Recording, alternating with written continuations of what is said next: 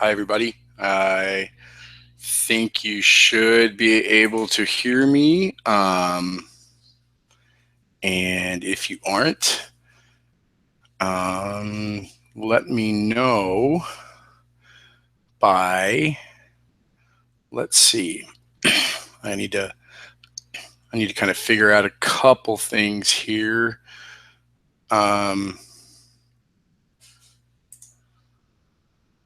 See if everything is there.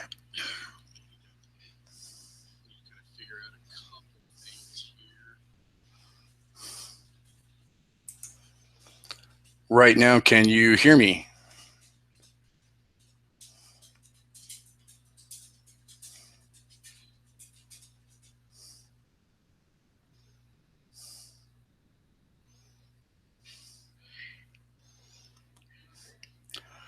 Good deal. I had to mute my microphone so that I would be able to see what you're saying. I got to figure out how I'm going to do that. So I'm going to pop out chat. I'll make that a little smaller so I can kind of minimize things a little bit here as people start to join us. I assume, hi everybody, and good evening. We'll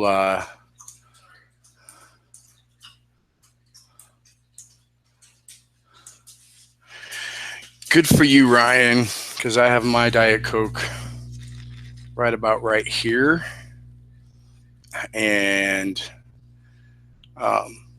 that's my elixir for the evening. And in fact, I need to make sure that I get me a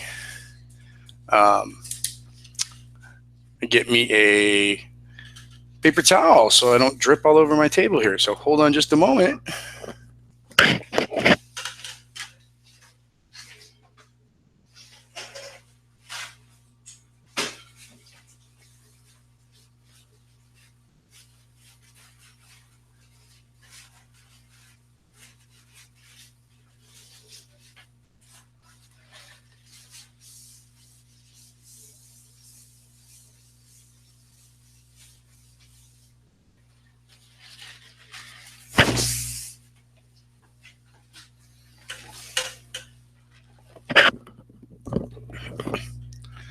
Quality stream, Miguel says. I hope that's true. It's legit, eh? This is the first time I'm doing this. And I am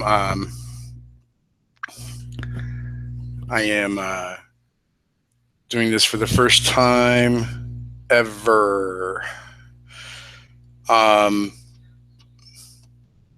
So send me a remind if you're having trouble getting on, or if you know of anybody getting trouble on. Shoot out to my plant in the corner. Oh, yeah, let's get that out of the way. And let's see here.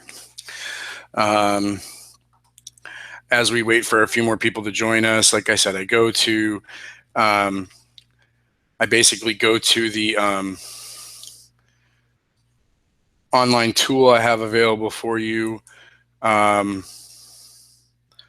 so that I can make sure that I show you some things that you need to know for your test. I know some of you are seeing some lag, and that can be a couple of things. Yeah, RIP the plant. It's gone.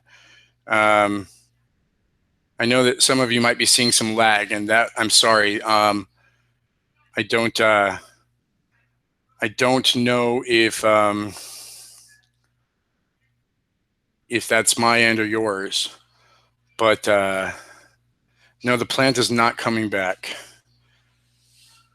It's one of those things that makes it difficult for me to do what I want to do. So let's see here. I'm on Google Hangouts now, and that's how I'm doing this I discovered all this today. So the change in plans that I had was because the software I used to use was, I found out was limited to the to like 50 participants. And so between when I sent out the event sign up thing on Remind yesterday, I realized that you could only have 50, and about 88 of you said you'd either definitely be here or that you would maybe join. So I knew that I was going to have some trouble.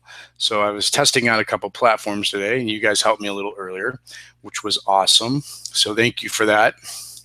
In a minute, I'm going to pop out the screen and you won't see me as well. But what I'll do is I'm going to show you an online resource that's for money. I have subscribed to it. I don't want anybody to have to spend money for anything.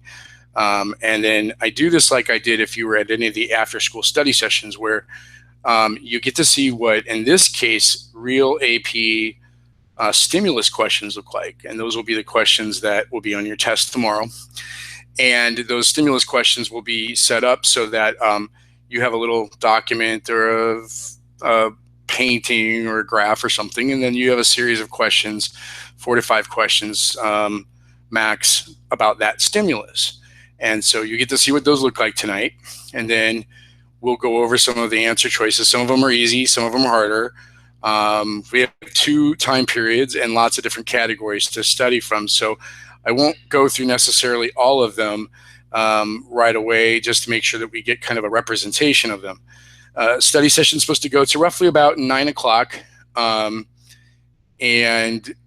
I may go a little later if you want to go. If you need to get offline, then get offline. That's fine. You're not bound to anything here, because this is all your time and for whatever you want to get out of it.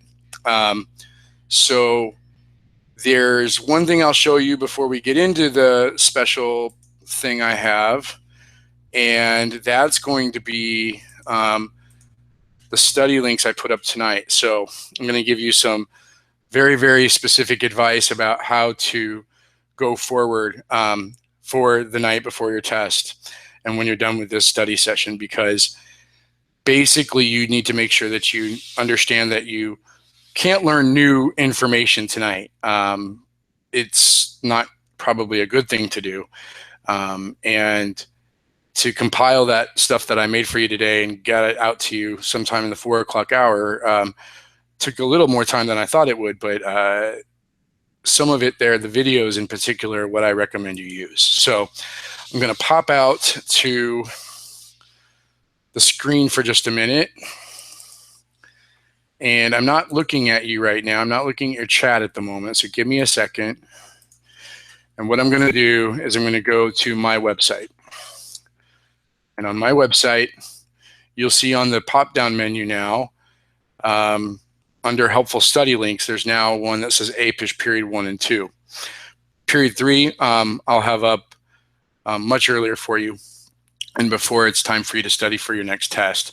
We're not going to worry about that right now, but if you go to that, a couple of things I wanted to make sure I kind of said to you, because I know some of you may or may not have read it, but these are links that are designed specifically for your particular test.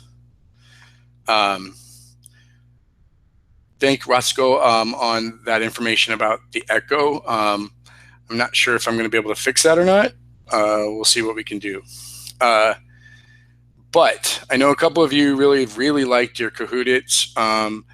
And wanted some links to that. So if you really wanted to, after we're done tonight, and kind of help review your content, there is the Kahoot! Review that I put up here. A couple of them that I looked through the questions and made sure that I liked them. The first period one here, let me pull up your chat screen, by the way.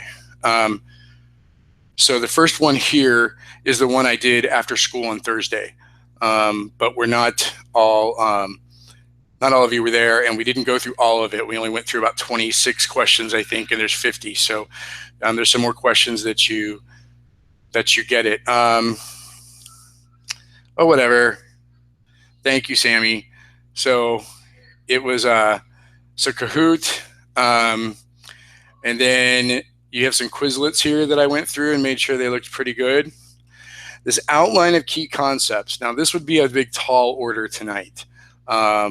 If you were looking at this earlier and you played around with it, what this is that it's a document of really what AP says to teachers, like these are the things that you should teach. And so we've done the overviews of these things, what they're helpful for if it comes up, which I'm probably maxing out my bandwidth at the moment. But what they're helpful for is that if you go through them, you can write down little things that relate to this. So we know that the spread of maize or corn was big time important for leading to how societies, native societies develop. So you could put down some examples of this. Like an example of this would be Three Sisters method of farming, where they made the big mounds.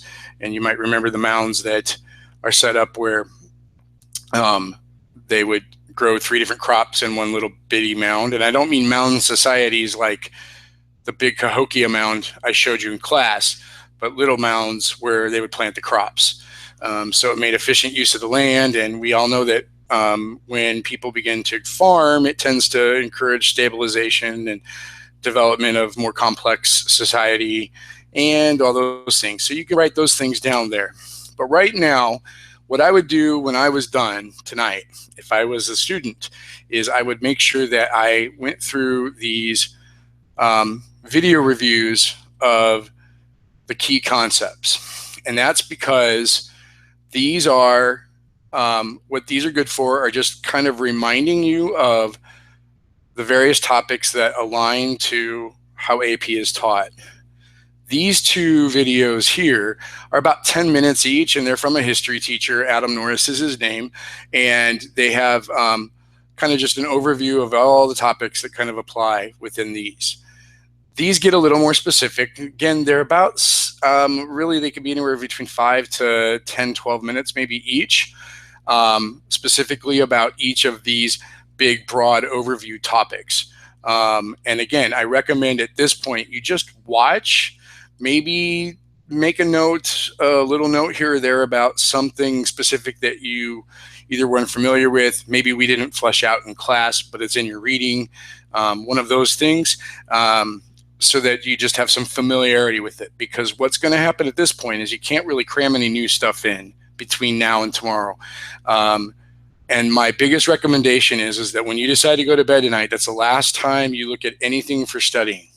And the reason is for you stress kiddies out there that stress out before a test, the big thing that generally tends to make you stress out even more and really add to your test anxiety is if you're constantly picking up anything you made for review first thing in the morning before school, or if you have me 3rd or 4th period, if you're doing it at lunch or between classes, or God forbid that you're doing it in other classes, which you should never be doing. Those things tend to heighten your anxiety at that point and then convince you, oh my God, I don't know this. And then you get yourself all worked up in a state of panic before you actually sit down and take the test.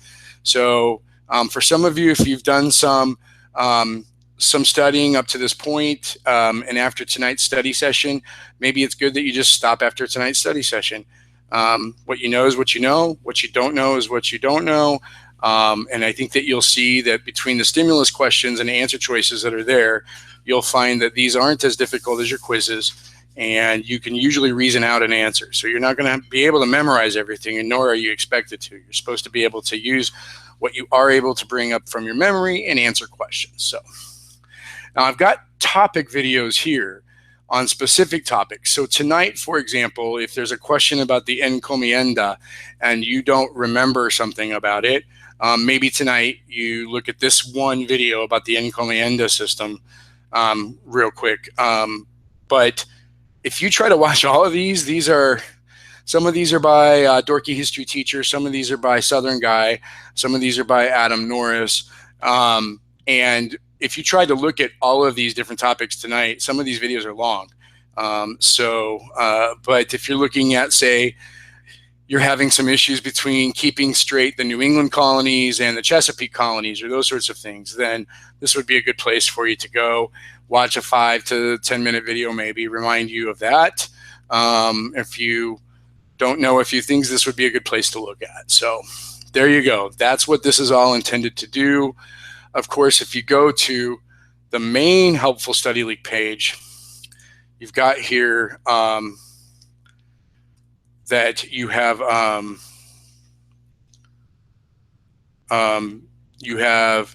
US Quiz main page. That's History Heart Lady. These are good ways of just reminding yourself of what content is. And we've done period or topics or whatever, 1, 2, or 3. And then you can go through these, take these to just review yourself, review some of the content, pay attention to things like danger words like except or always or never or impossible or those sorts of things. And those sorts of things. Give me a second, Megan, and I'll give you that information. And then,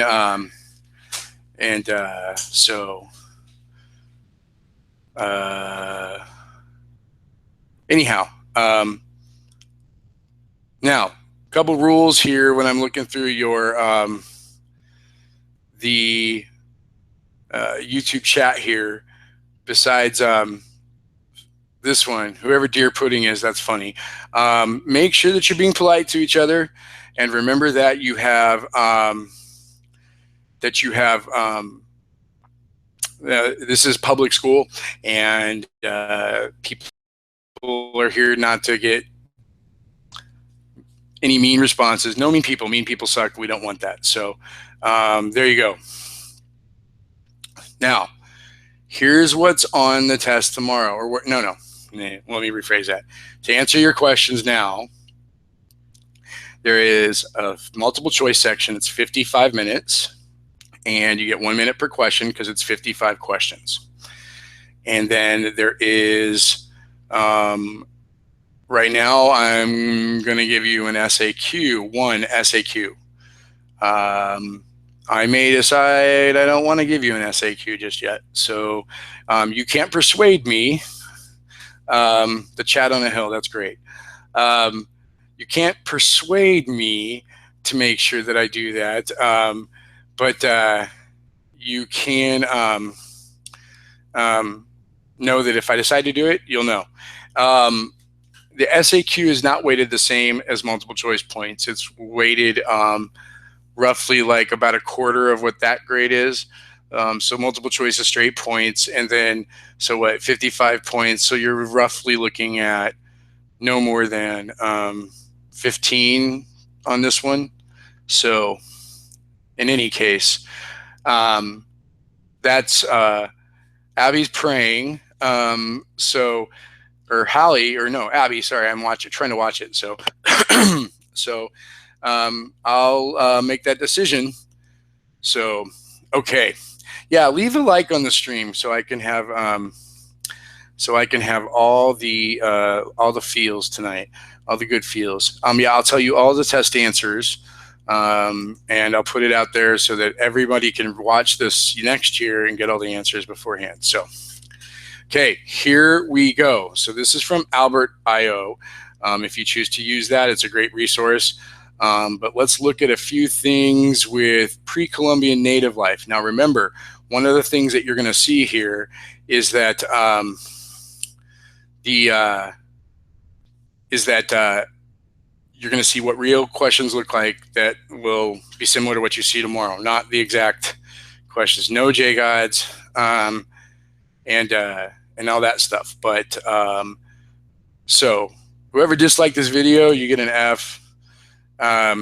So we're going to do the practice questions. I'm going to bring them up now. And let's take a look at first of moderate difficulty. You're going to have Native American cultural diversity. Here we go. So here you get a map. Take a look at the map.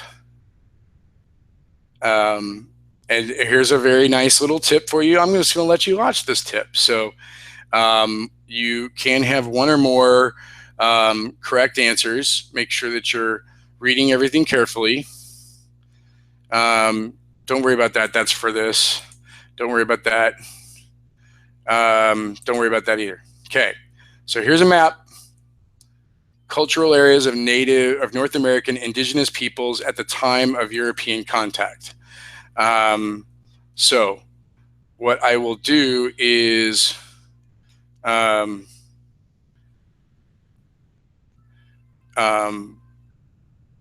go through the question. No, I'm not going to monetize this. It shouldn't be monetized. I'm not out to make money from you. So here we go.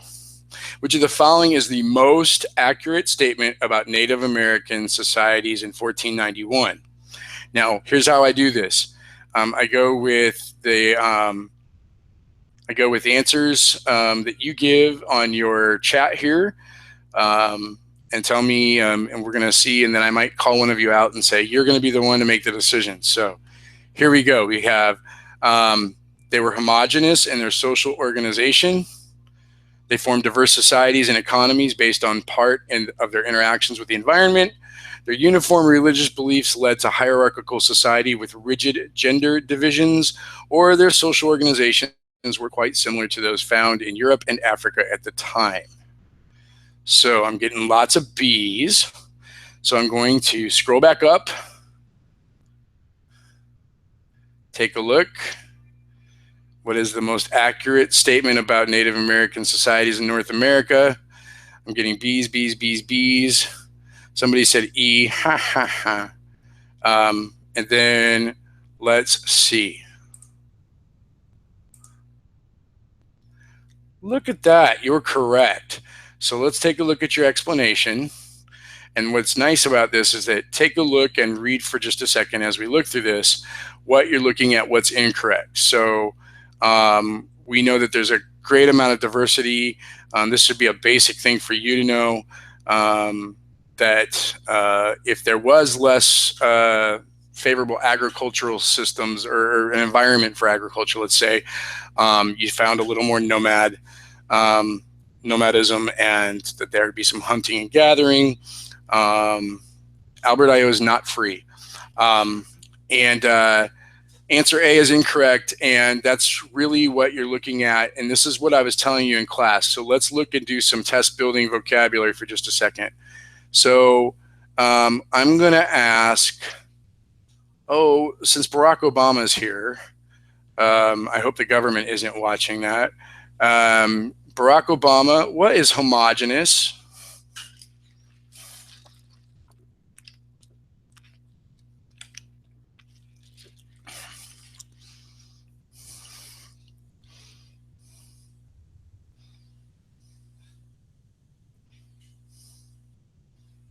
Illuminati.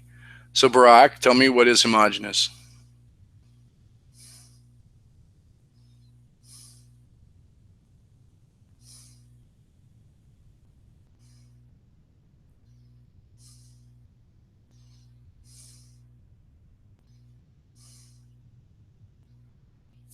TikTok.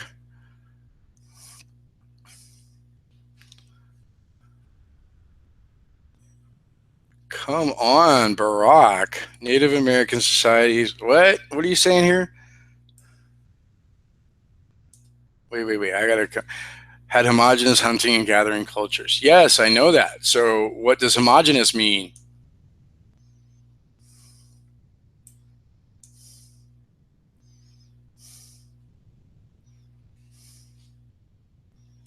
Come on, don't make us say because Obama. I mean, really.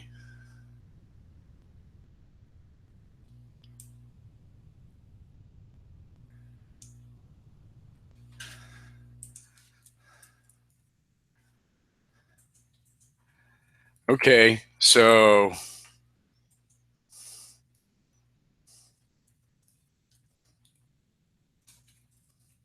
someone tell me homogenous.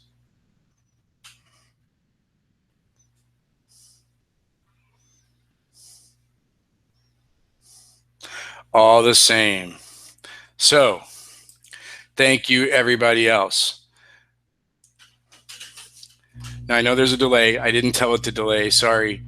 But keep in mind that homogeneous here is very important because that is one of those things that is a popular conception based upon fools who taught me when I was little and made us think that all the Indians were alike and that all Indian societies had feathers in their hair and they all were warlike and they all wore vests and they put war paint on every day and all those things. So again, what you're looking at here, if you're looking at these answer choices, what you find is these answer choices all have something that might be true about some of these societies, but not everything. And D, we know that the native societies weren't anything like what you found in Europe or maybe even Africa. Those are not great. So let's go to the next question. It's probably going to be about from the same map. So here we go, looking at your map again. The following areas in the map witnessed the development of the most complex civilizations based around maize cultivation pre-Columbian era or before in 1492. Great Basin and Western Plains, Northeast and Atlantic Seaboard, the Northwest, or present-day Mexico. Orson got us started with D. Colin says D. Sean says D. Wow, we're getting just D's all over the place. Nice. Seems to be very, very uniform here. I'll go ahead, hit that for you, and yes, you're correct. So Mayan and Aztecs were the ones that were the most advanced and had that corn culture. And the Great Basin is not land conducive to farming. So remember, Great Basin, we talked about this when we did this in our first couple lessons. The Great Basin is all about desert and Nevada and Utah and not growing places and mountainous and blah, blah, blah. So it's not going to be a great place for you to try to grow anything until at least they get some sort of drawback. I'm sorry, not drawback. I was looking at Throwback Thursday there. Until they get some sort of irrigation system. So, and if you look at Northeast and Atlantic Seaboard, they have some corn there, but remember that they're not going to be well suited to large scale farming, particularly with the native societies. And they were in more smaller villages and those sorts of things. And then in the Northwest, they had lots of fishing and things along those lines. So let's take a look at some comments. Where's the subscriber giveaways? Oh, you get my unlimited love. That's the giveaway. So there you go, forever. Okay, here we go. Next one. Which of the following areas on the map was most altered by the introduction of the horse by Spanish settlers? Now, I want you to think about this before I scroll up and show you the answer choices.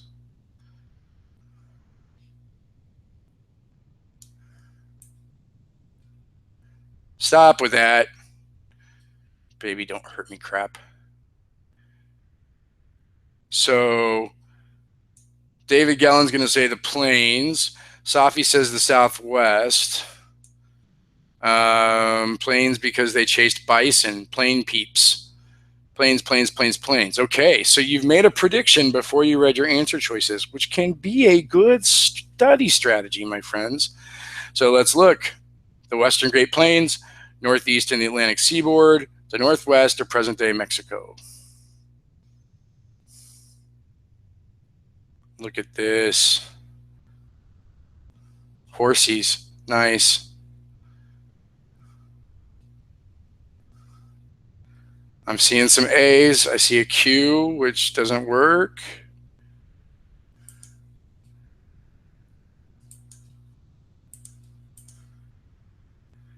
And, whoops, we'll go back. That's a pretty easy one for you, though. The Western Great Plains is where they were nomadic. You brought it up with the bison and the buffalo. I saw somebody say Sioux, which is great.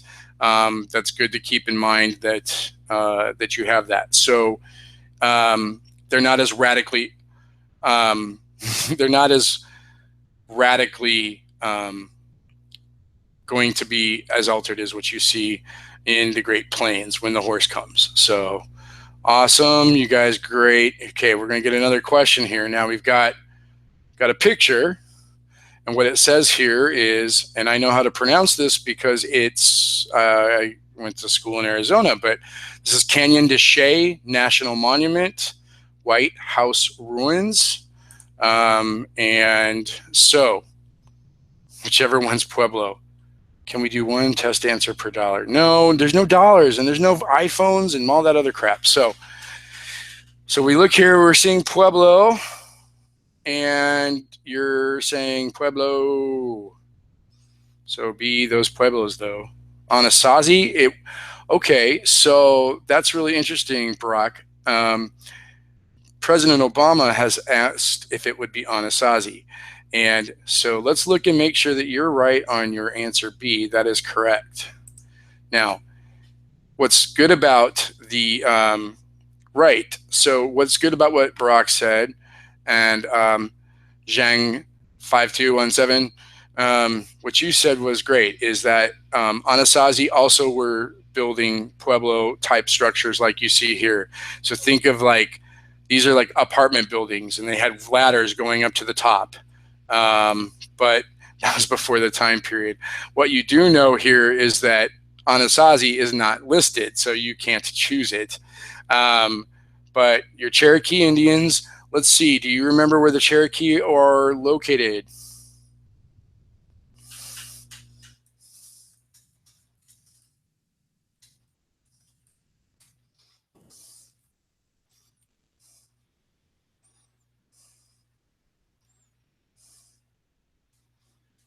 Nice. Southeast is correct. So, and the Iroquois?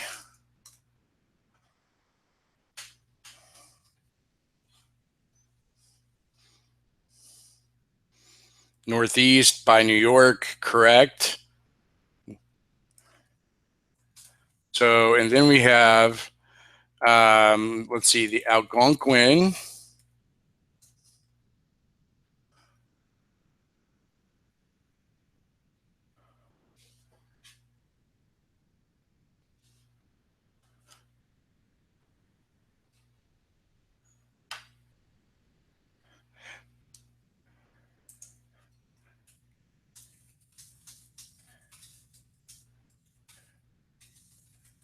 And the Great Lakes and Northeast would be good.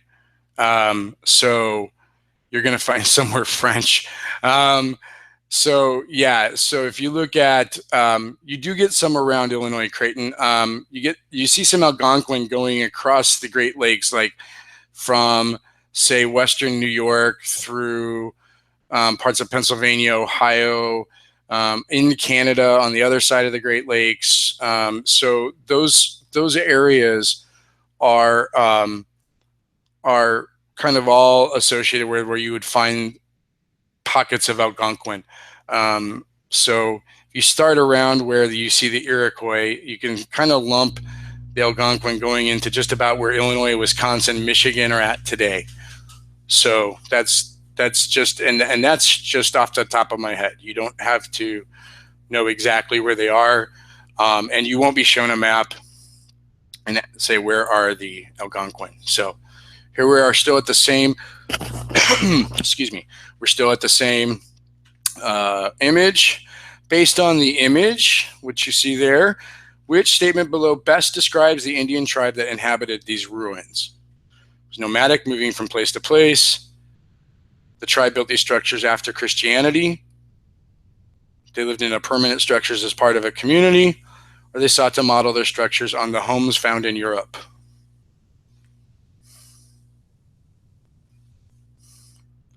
Getting some C's. Here we go. You're correct. Tell me why.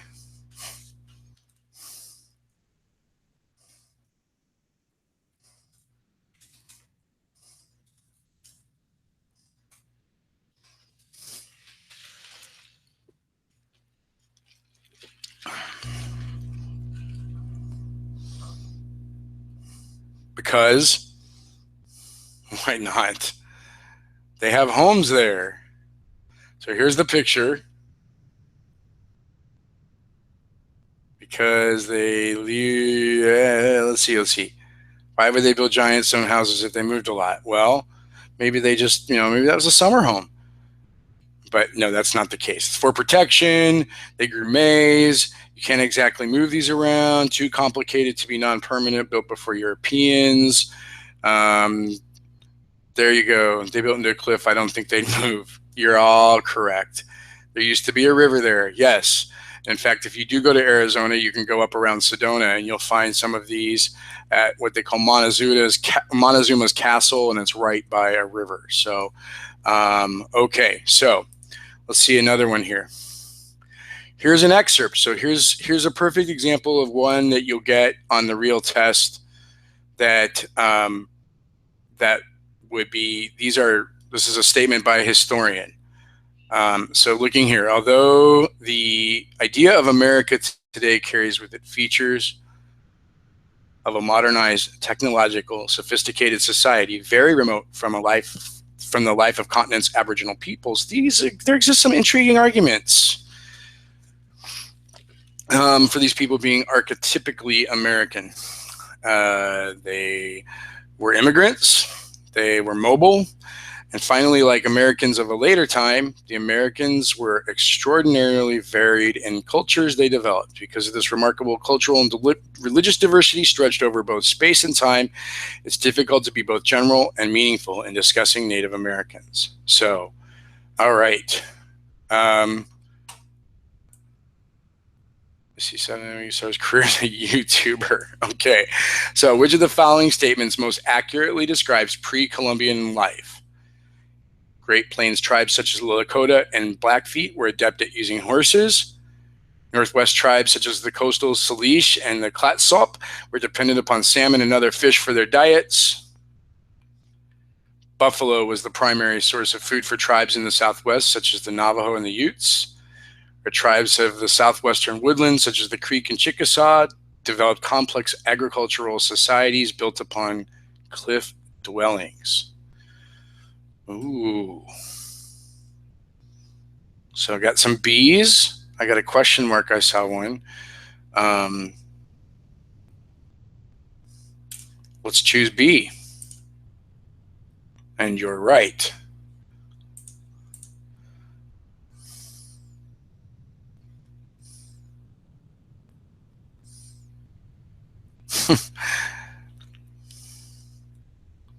So if you look here,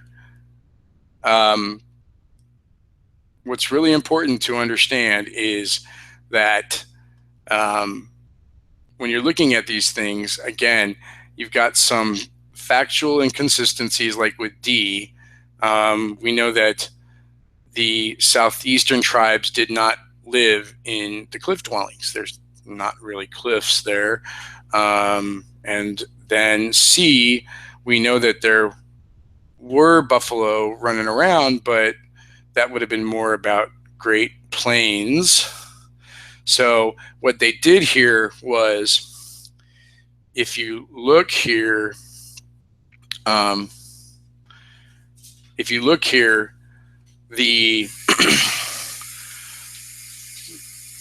got things that are somewhat true placed with,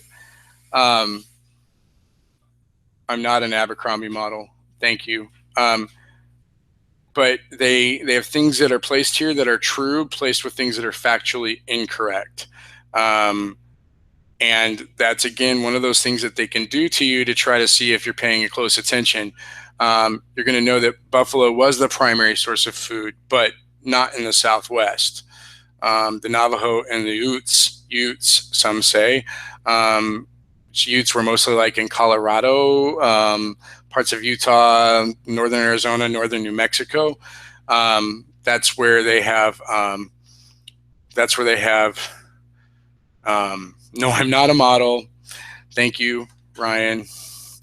And you're not going to flatter me into anything with your test. So, Colin, good try. So just make sure that you're watching very closely there. Okay.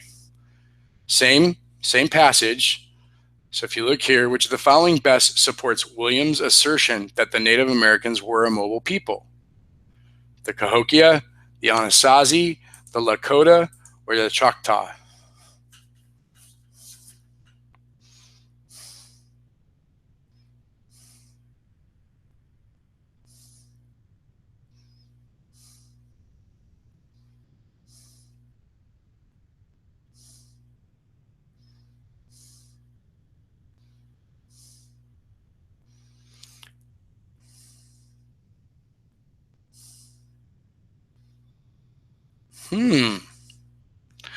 What's interesting here is that before I choose this and let you all catch up, since there's just a bit of a lag, that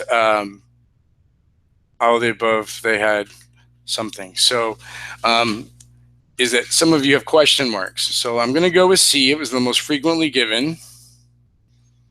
That is correct. Look here at your choices and keep in mind that this is where you probably weren't sure of which area was the where some of these were located. So Choctaw, think about southeastern, like Georgia, Carolinas, and maybe northern Florida. But keep in mind that the Choctaw are not going to be very mobile. They lived in small communities. Anasazi, as you already pointed out, they have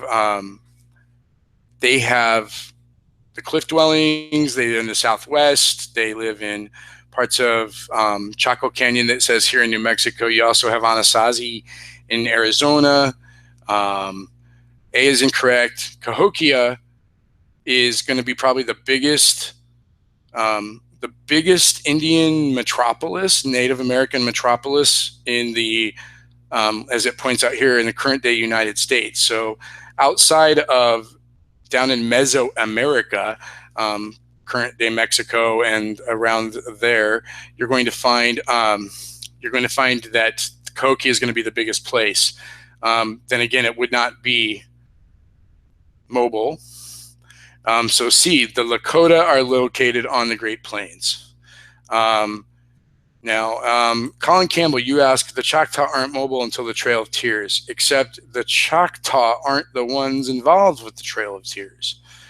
That's going to be the Cherokee. But you're good. And so as we go to the next one, no Kimmy Schmidt, don't talk about Netflix.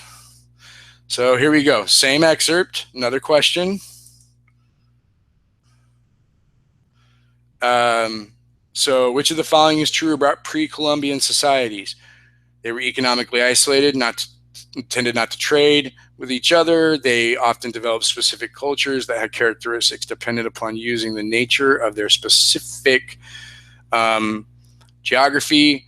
Their societies often developed complex writing systems, or they never waged war or conducted diplomacy with each other.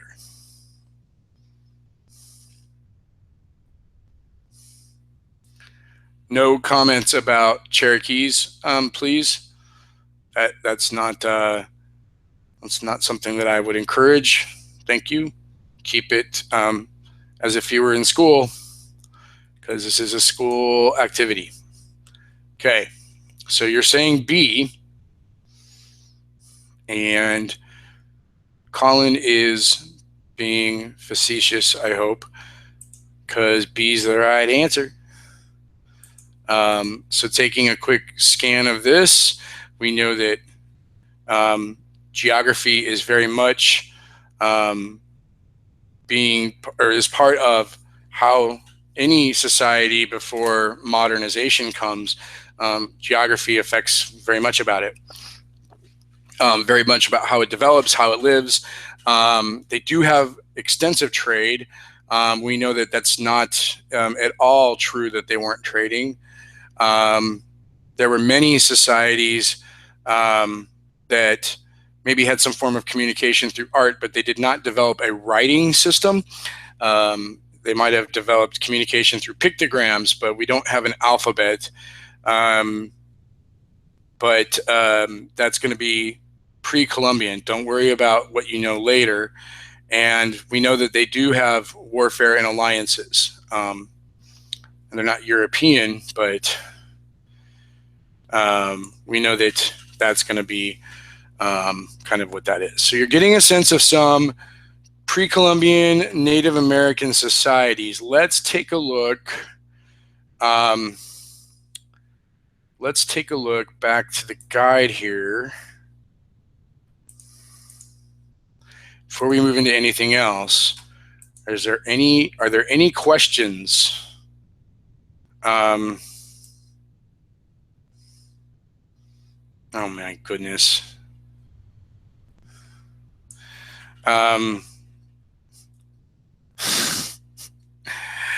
Oh my goodness. You're all going to make my hair go white before the end of this, aren't you? So,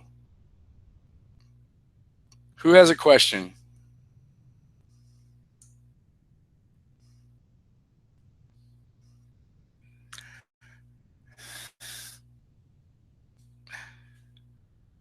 My career was just kaput. So, sorry. You know, I found teaching to be much more lucrative than modeling, which should tell you something about that. Are there any questions about the test? So I see that Colin asks how many SAQs are there, and there would be no more than one tomorrow. And Megan Tomasi says, should we know all of the Native American tribes? Megan, great question. No. You could never know all of them to the extent that you'd have them all, because there are so many different groups. I would say no main ones, just know of them right now. But some of the ones that we talked about when we were in class and we did that little handout, I put a video up. Encourage you all to look at the video to kind of finish your handout, but that was on your own. One of the things that you should pay closer attention to are the geographic regions. So if you think back to that map where you saw the different geographic areas and what would we say are characteristics of groups in those areas. So if you know that it's present day desert, then they're not going to be farming. They're probably likely to be more nomadic. Unless they live next to water, where you might find some pueblos, which are semi-permanent places. Great Plains, we know that they tend to be more nomadic, particularly after the horse. Those sorts of things are what you're going to want to know about native societies, because there's too many groups that would be located on a map for you to know. Jared wants to know, let's see, I lost that.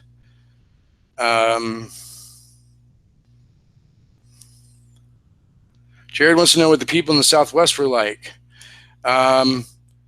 So the people in the Southeast, people in the Southeast were very much going to be living in villages, some hunting, some gathering, with agriculture as part of that supplement.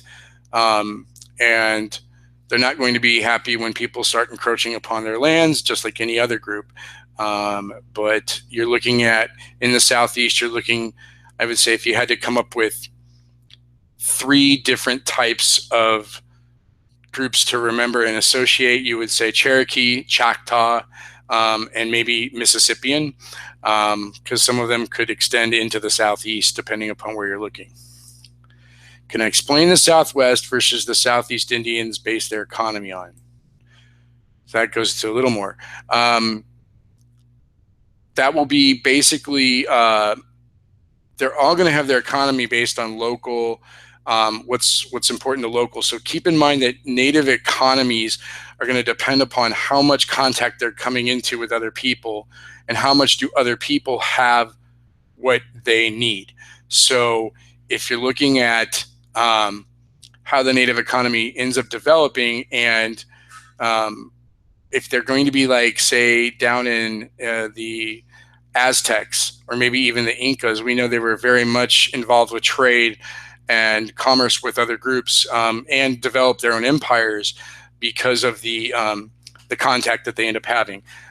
So their economy is going to be based mainly on farming and agricultural trade. There's obviously not what we would call manufacturing in the modern sense.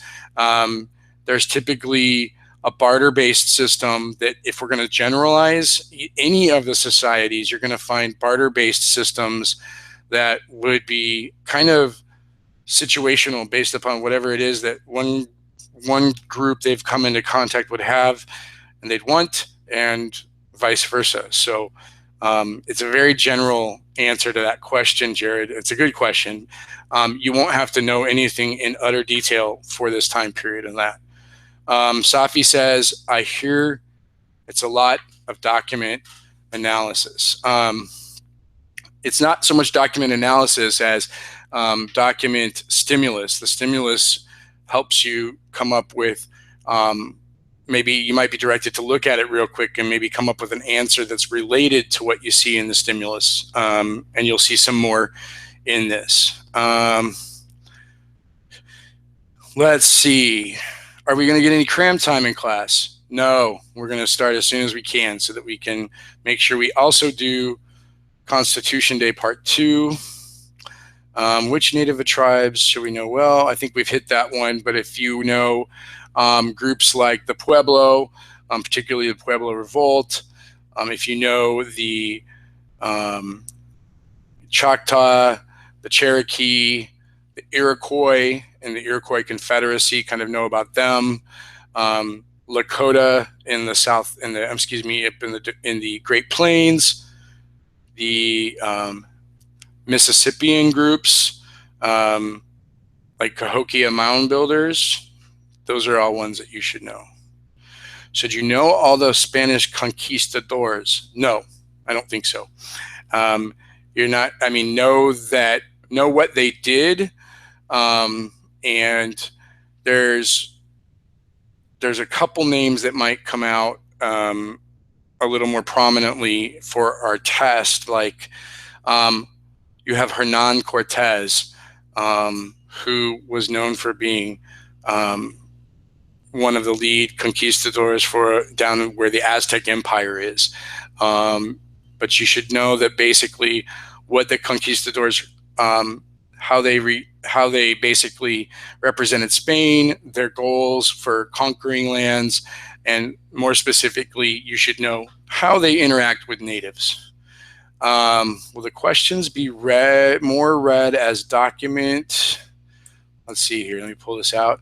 And answer questions to that sort of more off the top of your head. Hold on, Daniel. Let me see if I'm getting this. Will the questions be more read a document and answer questions according to that, or more off the top of your head questions? You will have a document of some sort. We call it, in this case, a stimulus.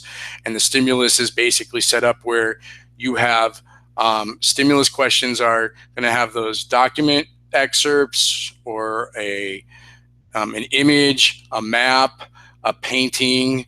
Eventually, when we get photographs, you'll have those.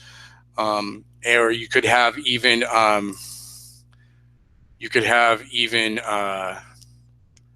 some.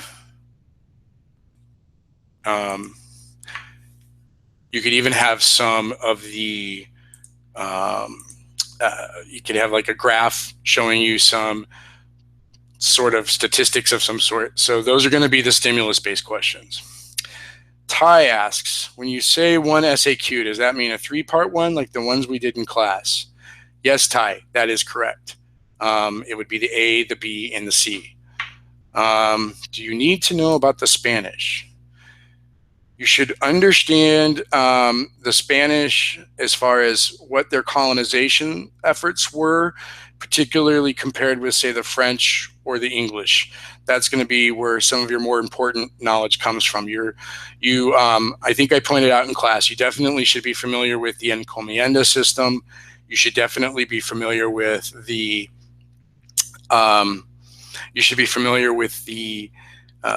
the caste system that you found in New Spain. And remember, we talked about how that becomes part of the social element that will eventually incorporate into the United States when the United States comes into possession of those lands much later. You should also know about, again, how they compare to the other European powers and how they colonized and to what extent they colonized in North America. How much should we know about South America? Not much. We use them because we use South America as an example for much of the purpose of showing to you how complex societies could get before the arrival of Europeans, so that you can understand that the Western civilization conception of anybody who's not quote unquote civilized tends to be skewed compared to what you find in the particular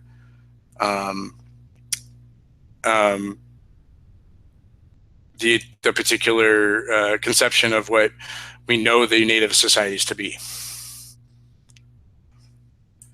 I don't know what that is. Let's see. Is there a lot of? Hold on, I lost it.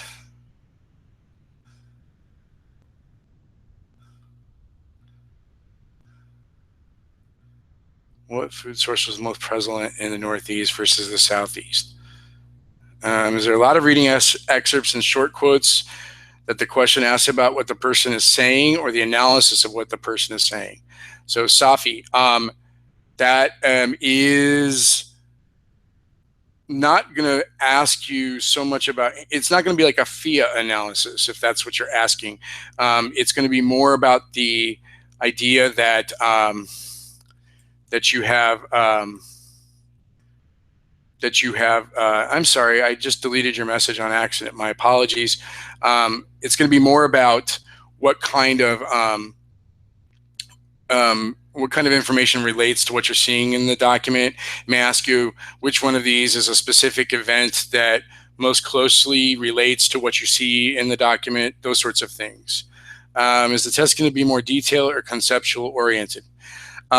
David, it's a blend between the two, depending upon how the question is worded and what information you see there. So detail is important, but you're not looking at detail to the extent you see on a reading quiz. Reading quizzes are much more specific because they're immediate. They're within that assigned period that you had to read it, and they're asking you more about what did the reading say. This is going to be more about kind of broader making sense of things. Let's see. Is it like reading passages or just questions like on the quizzes? It's reading passages. And let's see, I feel like we've been going a lot over these things. This is more for the purposes of introducing you to test format. We're going to go through some more faster questions in just a minute. We have more time after the 55 minutes for the SAQ, Abby asks. That is correct. Megan, you're correct. It's like the stuff we're going over now, and passages and maps and those sorts of things. Let's see.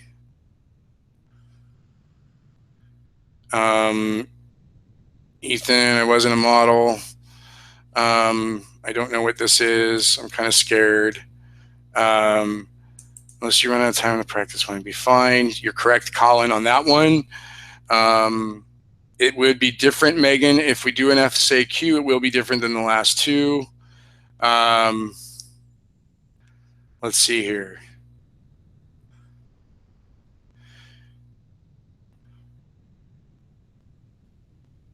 Jared, that's great. Thanks for sharing that to everybody. Please be careful in what you do with setting up sites with my name on it. That's not necessarily something that I would welcome. That wouldn't be a nice thing to do. And let's see what else we got going on here.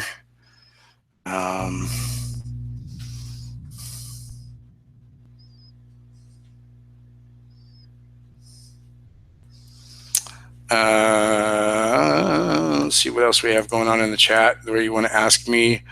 Can we review the colonies and stuff? Just a moment. We'll be doing that.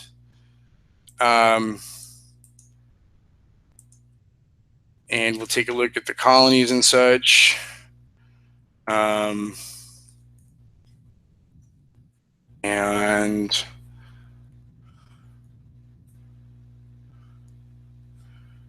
let's see what else here we got. Can we get us a general idea of what the SAQ will be about? Not until you take down that page, Ryan Houlihan. Did the French Huguenots go to the English colonies? Yes. To answer your question, yes, many do. It's not necessarily the same thing as Puritans in that regard, but yes, you do find French Huguenots some go to the English colonies. Let's see, can you explain that caste system? So remember the Peninsulares and the those that were native born to Spain, those who were mestizos, who were mixed between Spanish and native. You had those people who were Spanish but born in the New World. And then, of course, you have Indians and slaves. Let's see here. Where did I leave off? Because I got lots of good questions.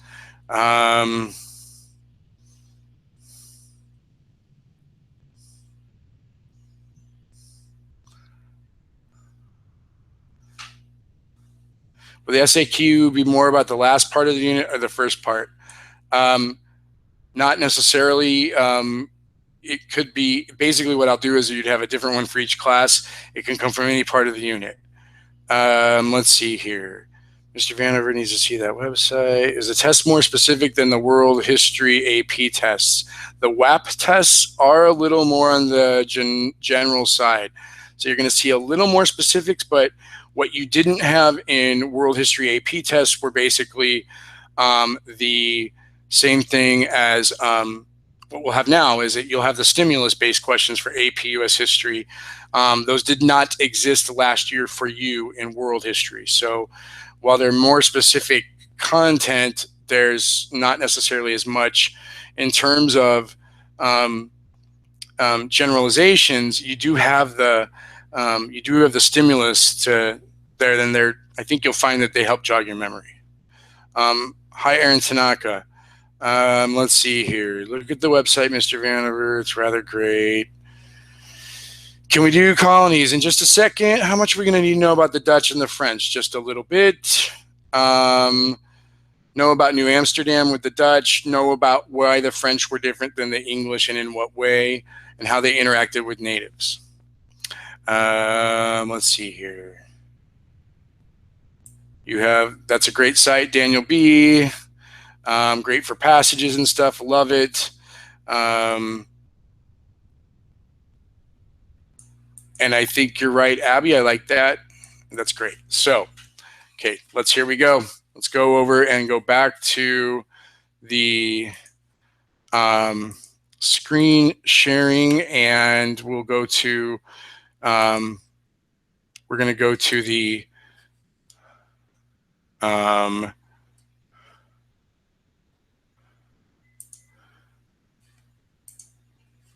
we're going to go back to the Albert. Let's go into some colonization. Since you wanted to know a little bit about Spanish, French, Dutch, and British patterns, let's take a look at these, and we'll practice those questions. Hold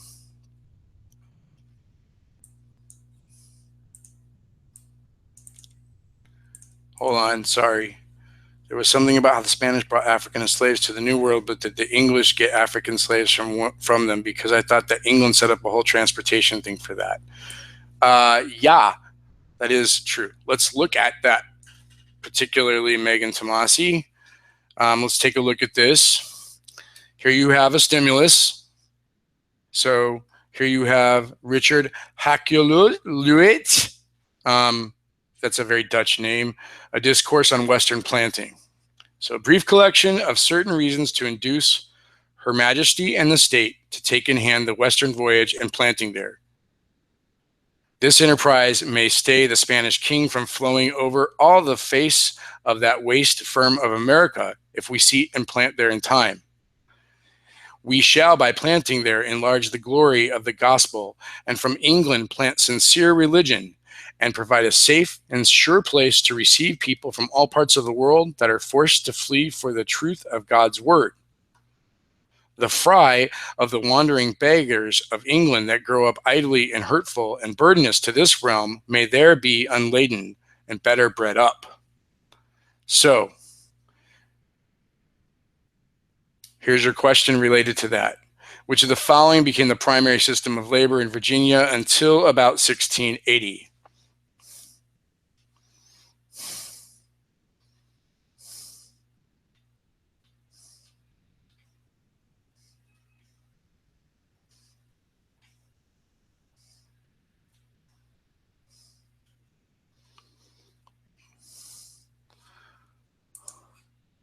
Yeah, that's right. You should know that.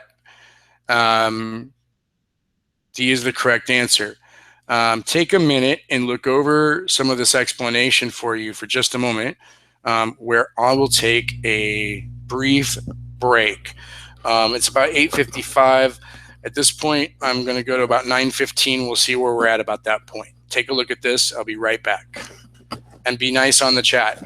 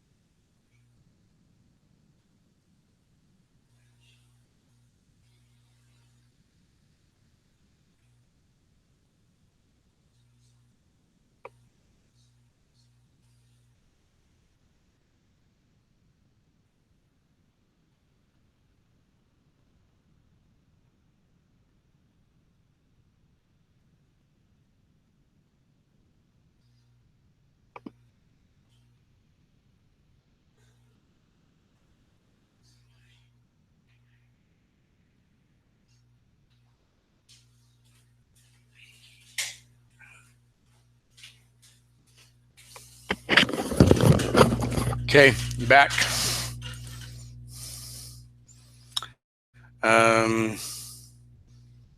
No Ryan Houlihan.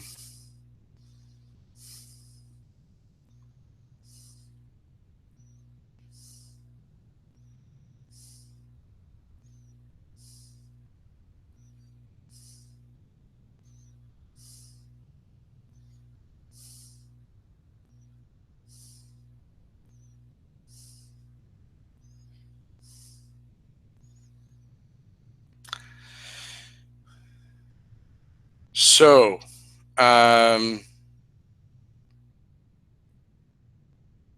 let me say really quick, stop with the video or pictures of me on any other sites. That's not what this is for. And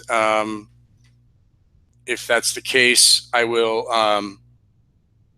need to reconsider how we do this. So I know you mean it in good fun, but weird things happen, and I don't want there to be any issues. So let's take a look at Hallie, you're going to be fine.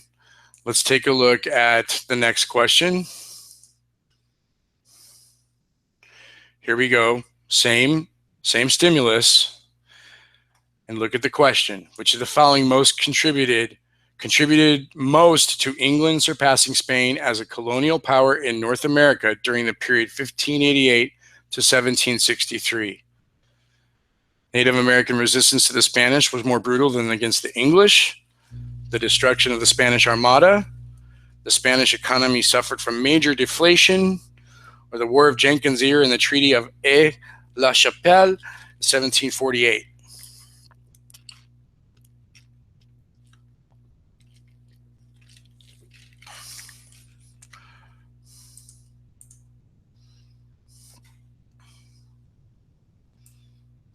I'm getting B.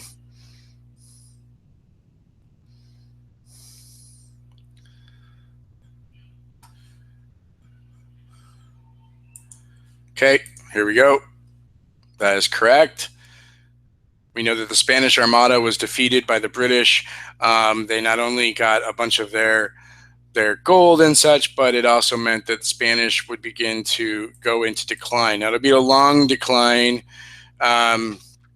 It would be, don't worry about the War of Jenkins' Ear, John. It's a specific Native American issue. It is in Chapter 6. It's not a war over an ear. But we do know that the Native American resistance to Europeans was never that strong. And we know that, guns, germs, and steel and all those sorts of things meant that any rebellions were short-lived and they were never really meaningful. Spanish economy suffered from inflation, and you might know that from world history if you took AP, because they had so much of their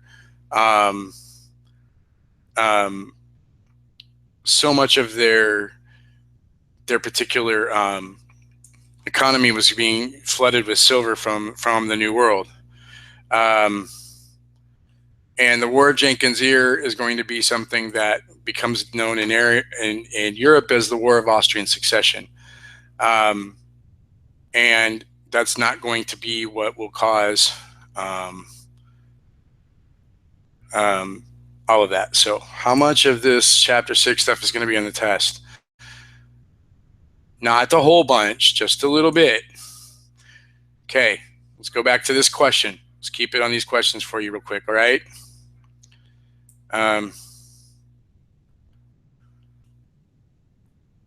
Okay, got it. Here we go. Let's take a look. Same stimulus. Second point would be eventually the primary reason for the establishment of which British North American colony. So I'll bring you back to the stimulus in just a second. South Carolina, Massachusetts, Virginia, or Maryland? South Carolina, Massachusetts, Virginia, or Maryland? South Carolina, Massachusetts, Virginia, or Maryland?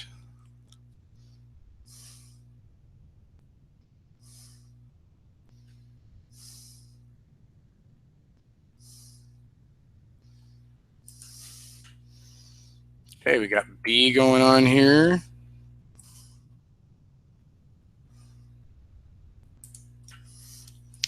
You are correct.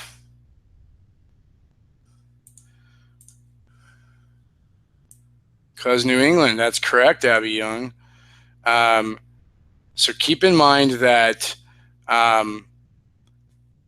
going back to your stimulus, this says, we shall by planting there enlarge the glory of the gospel, and from England plant sincere religion, and provide a safe and sure place to receive people from all parts of the world that are forced to flee for the truth of God's word. So when you're looking at that,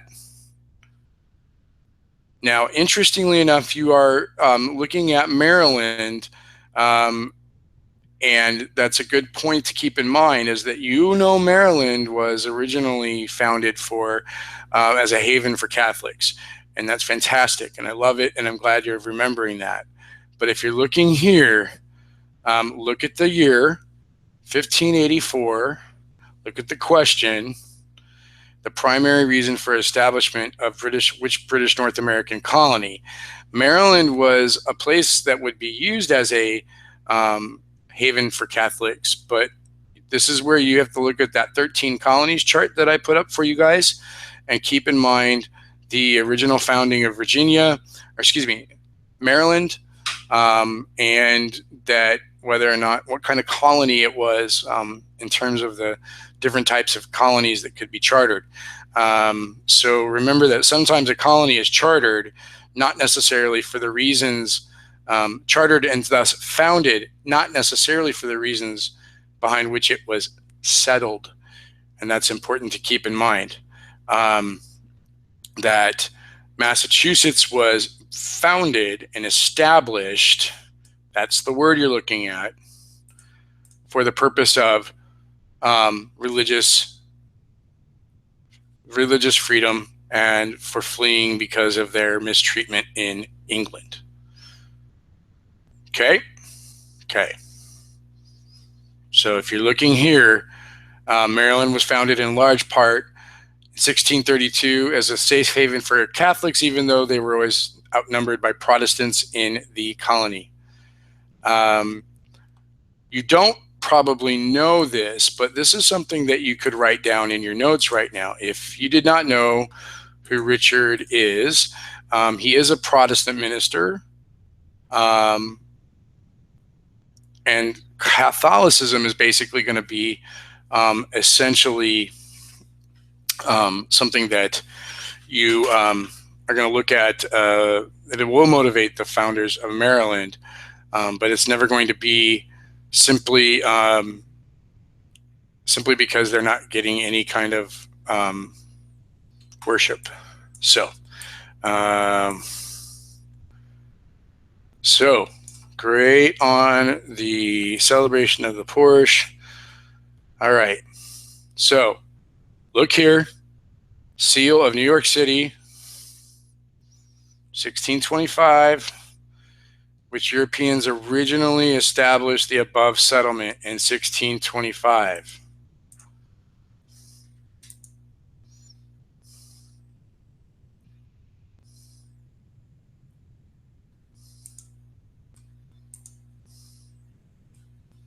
I'll put it back up in a second.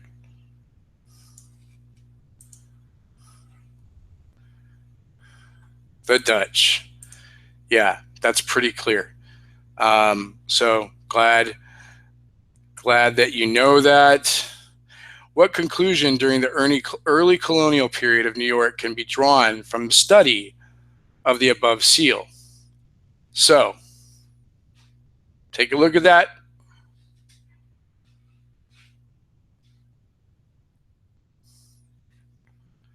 The region was a vital producer of wine. Intermarriage with American Indians was encouraged. Latin was used as the primary language.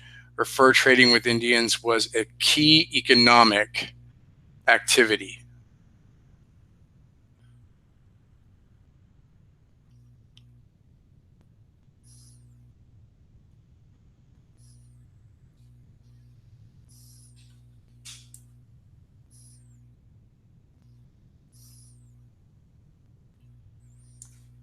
You're all saying D, and you're correct. If you look at the seal,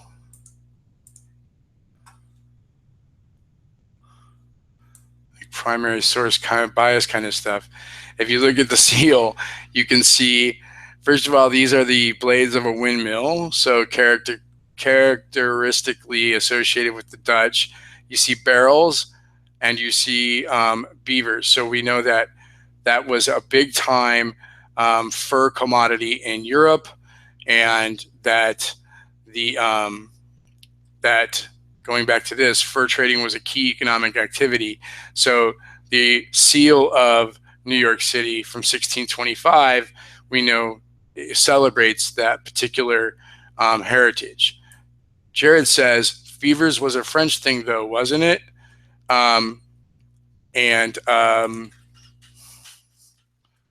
Jared, it's going to be both.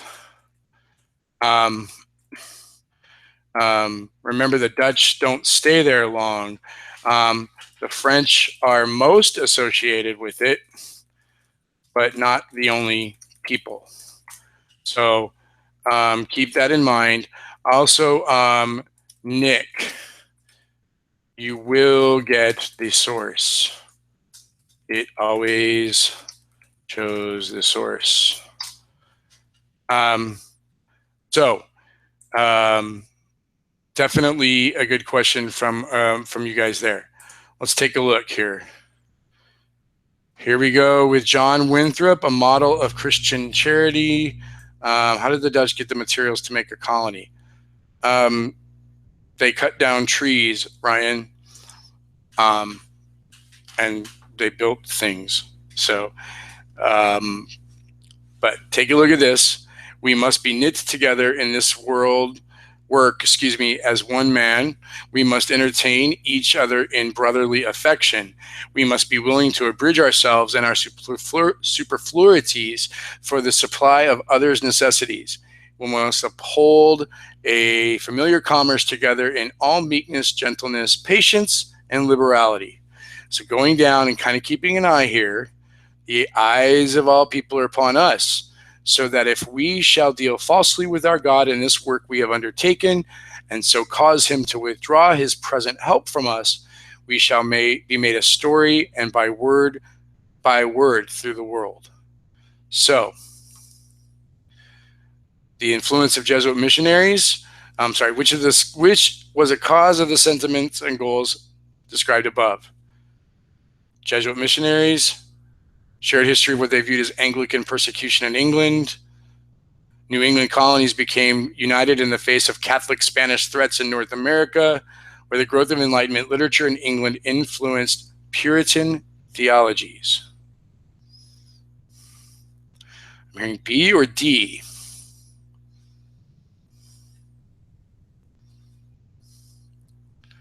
Orson, I caught that. That was excellent.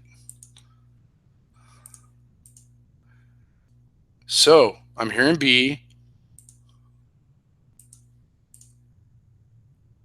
You are correct. Taking a quick look for a couple of you,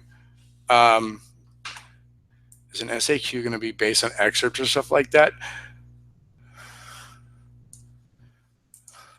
So Megan, I know there's a delay. There can be excerpts at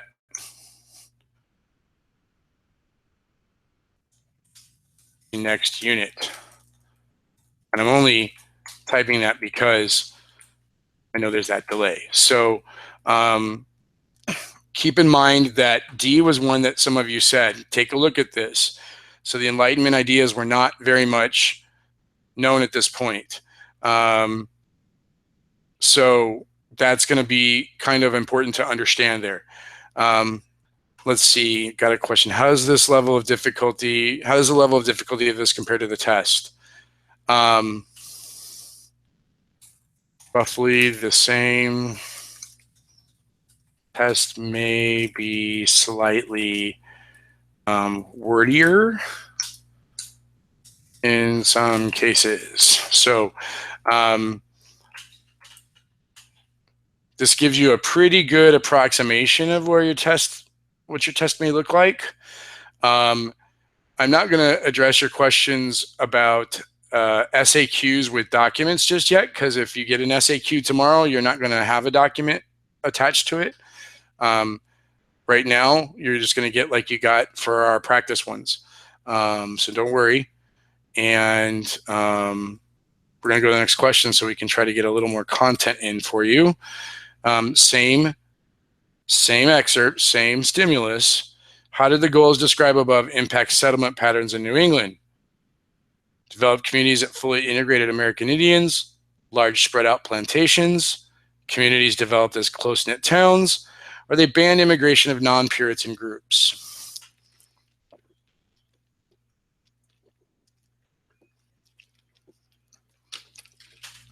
I hope you can't hear me gulping my soda down. So we got C.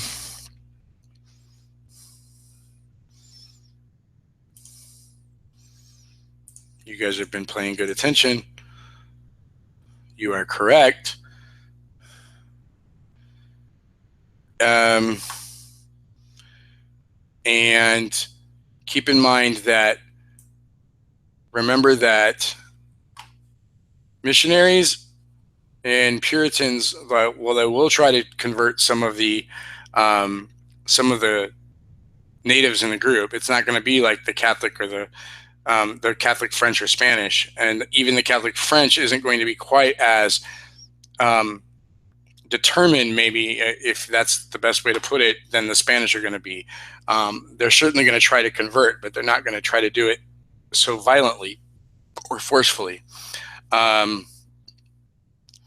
And Puritans did never ban non-Puritan groups, but they did not want more more of the any more non-Protestants in there. Do you have a tip on how to easily answer the trick questions that have accept in them? That's a really good idea there, Abby and Colin. That's really good if you write no. Also keep in mind that danger words are always important. Sometimes it's important, Ryan, to maybe read the statement with each of the answer choices. So if you look at any of the, if it says, which of the following about English settlement patterns in Puritan New England is correct, read each of the choices as part of the stem, like finishing a sentence that's given to you from the test questions. And that tends to help you kind of hear what you're saying in your head. As you finish the sentence, you might then hear the incorrect thing. So you're noticing you haven't really seen some of those right now. So important to kind of keep in mind. Here's political development of New England. How did New England develop politically as a result of the goals described above? Puritan communities granted democratic participation to all male members of the church. New England's strict religious views caused the crown to take full political control of the colonies. Political participation was reserved for Puritan clergy. Because of the spirit of cooperation, New England communities granted women the right to vote early on. What say you?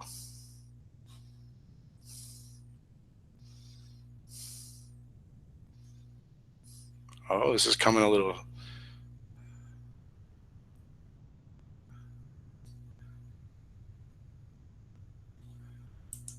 You're telling me A. That is correct.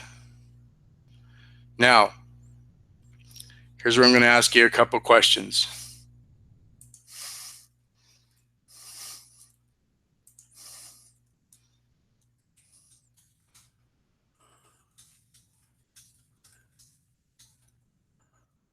What happened that can make you think B?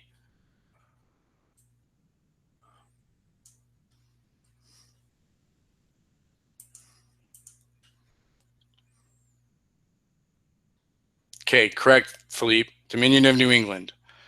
And that's later on. Good, John.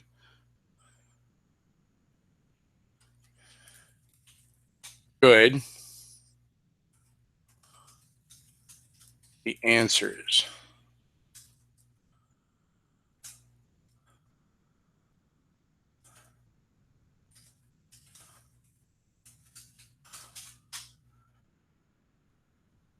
So, Daniel B., you got it. The Dominion of New England wasn't because of strict religious views. It wasn't at all about religion, as Ryan said, which is good. That's not what it's supposed to be about.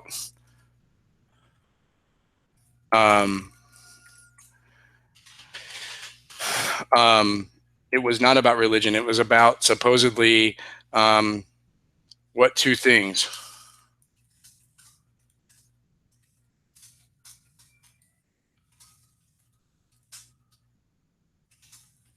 Not Bacon's Rebellion.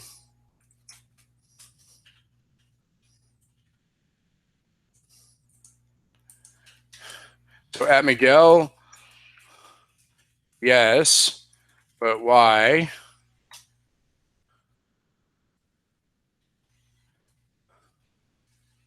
Unification for what?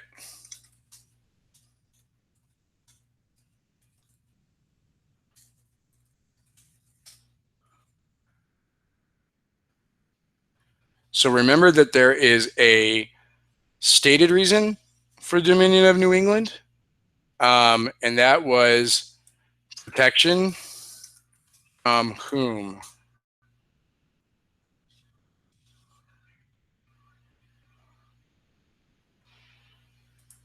Right. And remember, navigation acts, that's a plus, and makes it so that they can keep a tight control of smuggling. So um, keep in mind that that's a really good point to keep in mind. Sorry, I'm repeating myself. Political participation was reserved for Puritan clergy. Nope. You had to be a Puritan to participate in the town meetings, but you didn't have to be a clergy member like a minister. And choice D as Democratic town meetings where Puritans did not allow women to do that. So if you look at keep control, Philippe, there is a lack of control.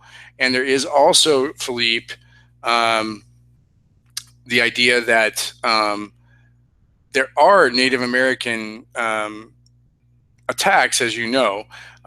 There's also the idea that they put forth that, you know, you have the Iroquois League there.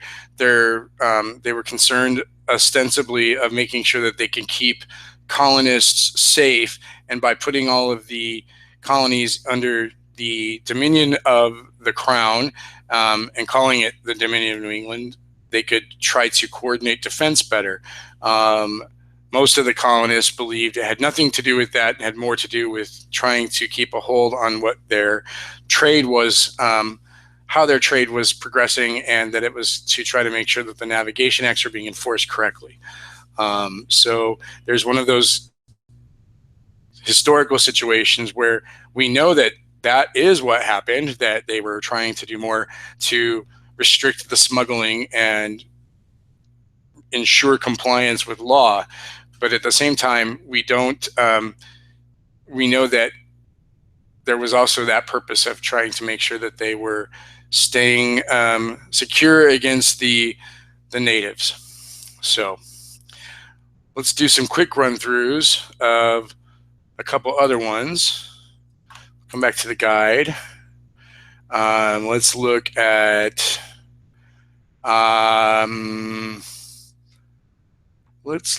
some early British colonies.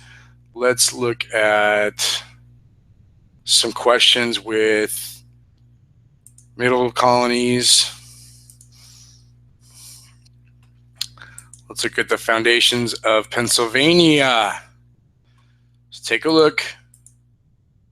Is clergyman same as the elect? Great question.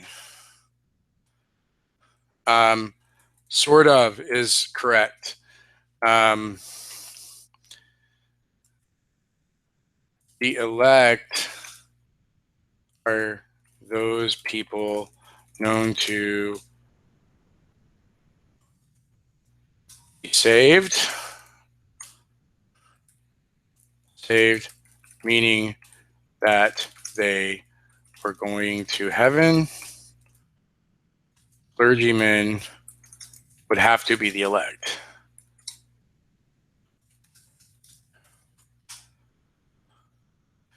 So, and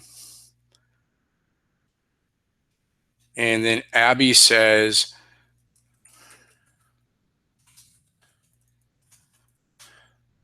but didn't they know who was really saved? Well, they thought they knew. They would look for those visible saints, remember? But don't forget that, you know, so the,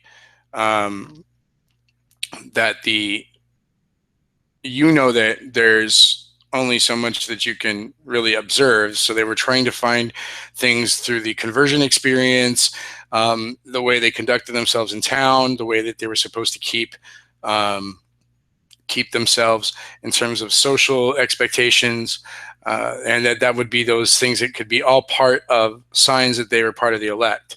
However,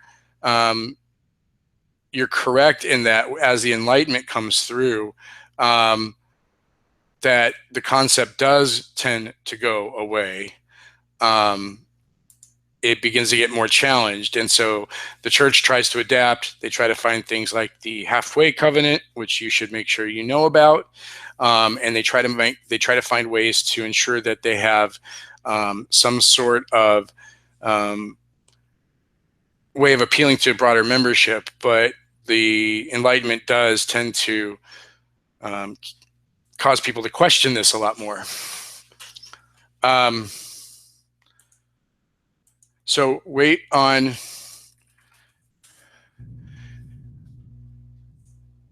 So remember something. Puritans are going to try to find out who the elect are. I think the best way to keep this in mind is that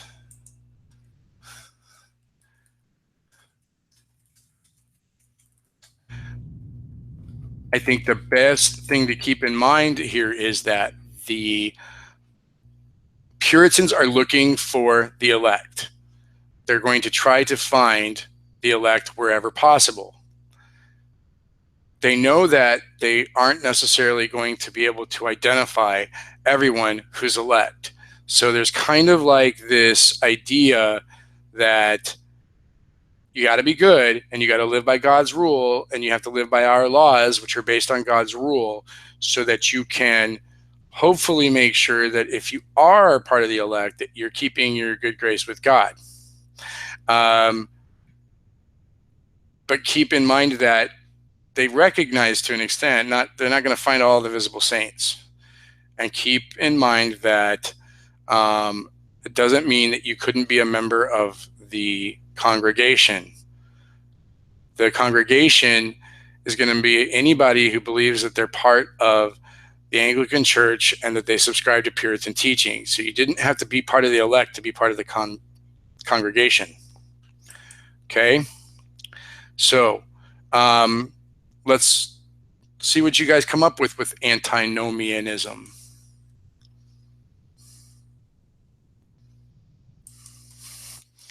So let's stay with the antinomianism.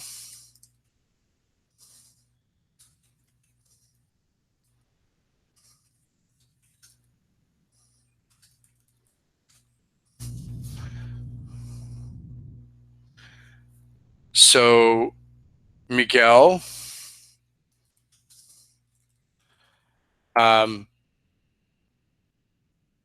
who was this? This was Anne Hutchinson. So you're right. And you got it right for antinomianism. She questioned the teachings of the church based upon what she thought was illogical. And right, if you are elect, why follow the rules? But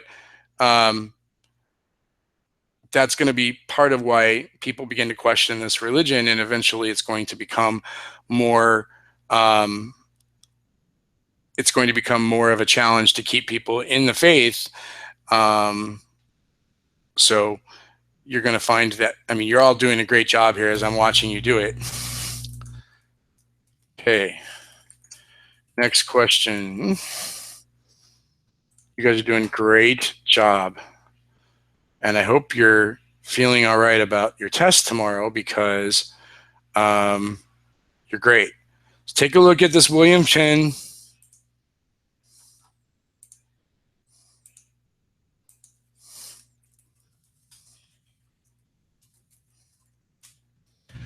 Look at William Penn here.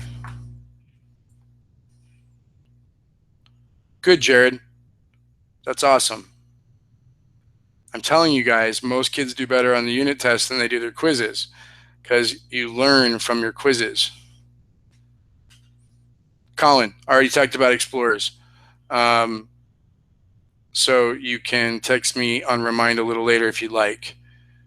But the church originally said that you could tell if you were elect based on your actions, which would be good because you were saved, I thought. Megan, you're trying to apply your logic to this, and you're questioning it through your logic, which is fine. I'm not saying that's a bad thing to do. You're right. The church said you could try to find out. You could try to find out who the elect were, and that was part of. You're trying to always try to prove that you're part of the elect, but it's not necessarily the thing to focus on in terms of that. Anne Hutchinson points out that Anne Hutchinson's talking about the predestination. Finding the elect was trying to find proof that you were part of the predestined folk. And that way you were looking for those visible saints who somehow had some sort of clear indication that they must definitely be part of the elect.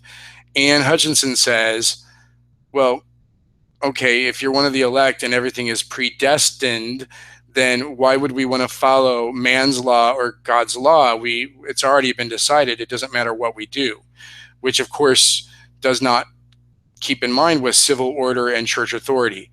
So what Anne Hutchinson is rebelling against, Megan, isn't so much the concept of the elect.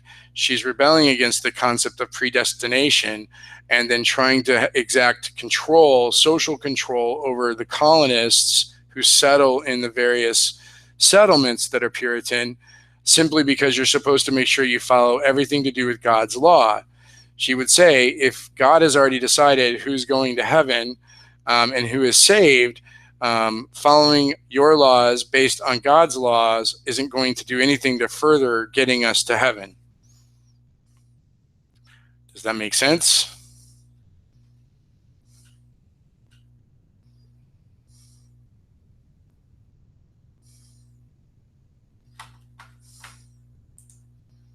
How many of you are online right now? There's 42 of you. Good crowd. Okay, so let's take a look at William Penn.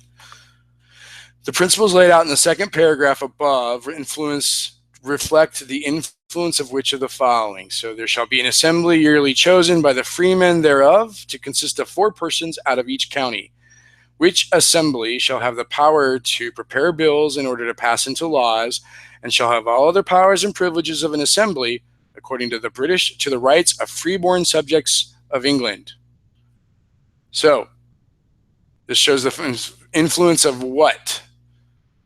The growth of deism, Enlightenment values, English mercantilist policy, or European ethnocentric beliefs.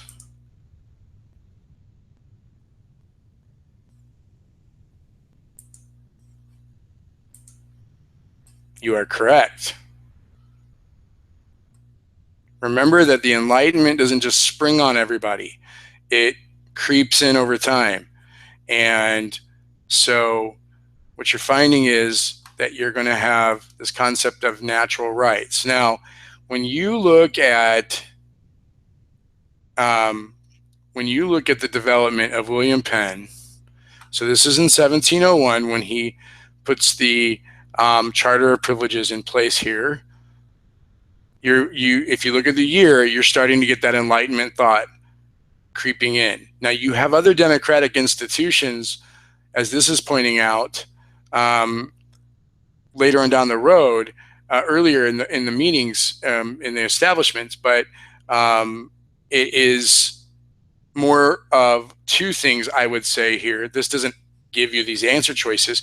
Keep in mind what we were talking about when we talked about courts and common law on Friday. What you see here is this is very much a part of how things have now evolved in Parliament in England. So this is reflecting on that. And the same goes for the establishment of things like the way they write the Fundamental Orders of Connecticut, or if they write the way they wrote the Laws of Virginia and established the House of Burgesses. Those are all kind of outgrowths. Even the Mayflower Compact, those are all outgrowths of British law and legal tradition. When you're looking at the idea that you have an assembly and they get the power to pass laws and those sorts of things, and the idea that they get the rights, and that's your big key here, the rights of the freeborn subjects of England. That's where you're starting to see enlightenment. So good idea there. Let's do that last question there. Still Pennsylvania. How did the principles laid out in the charter affect the demographic makeup of Pennsylvania in the 17th and 18th century, so the 16 and 1700s? Attracted a population that was more male than other 13 colonies, imported more enslaved Africans, became one of the most diverse North American colonies, or backcountry farmers came into conflict with American Indians.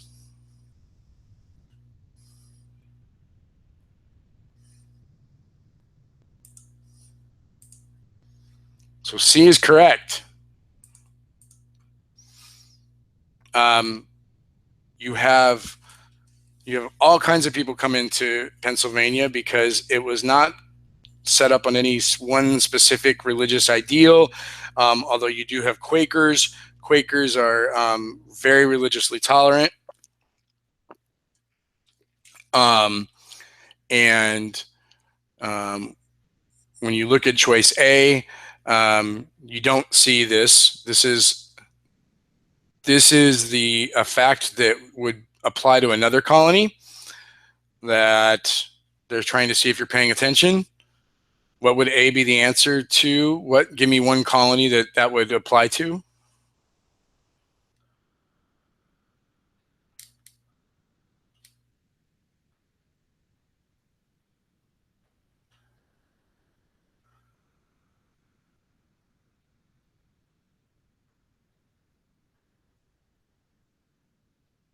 Virginia. Hooray. Janina, the question was, what was one colony in which A would be the correct answer?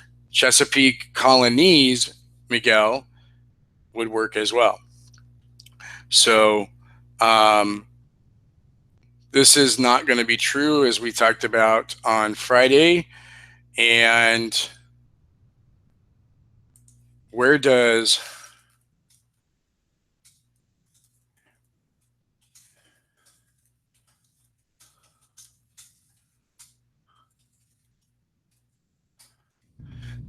D fit in? It really happens. But where and what is that kind of part of?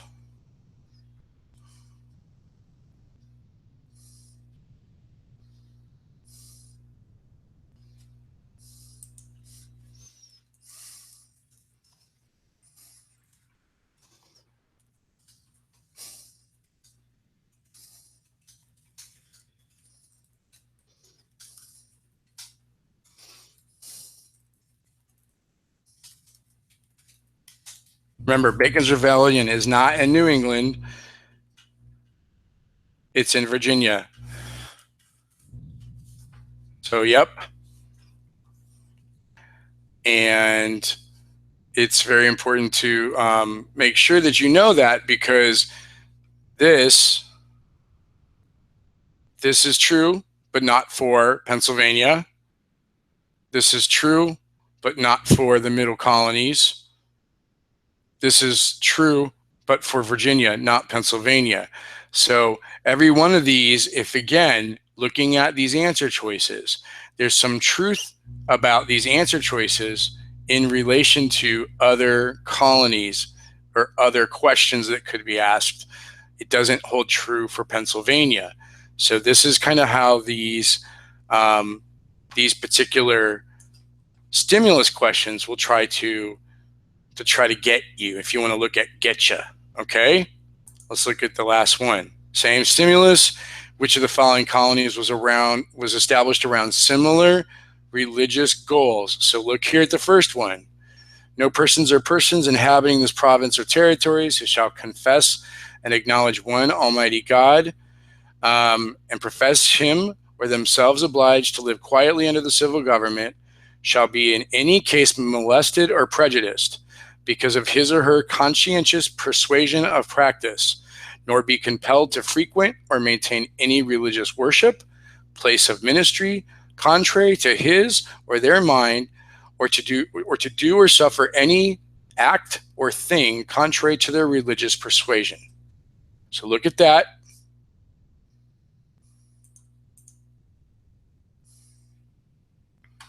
Which of the following colonies were established around similar goals?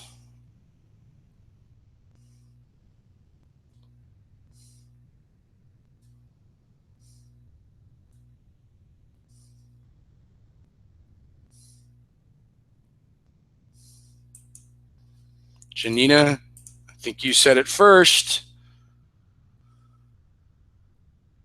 Choice D is correct.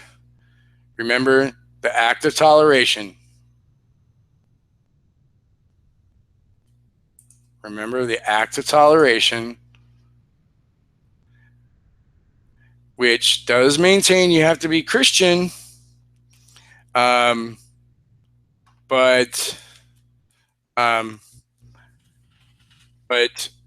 you do get to basically believe whatever you want with Christians. Now, let's take a look at this. So,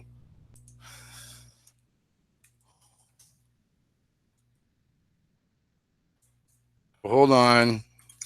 Let the delay work through. You guys said before I showed you the choices that you were guessing Rhode Island, and your guess is not incorrect.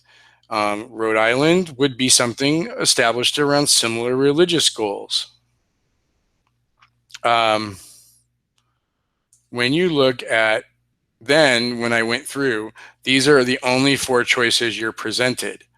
So obviously you can't answer Rhode Island for that because it's not shown to you here.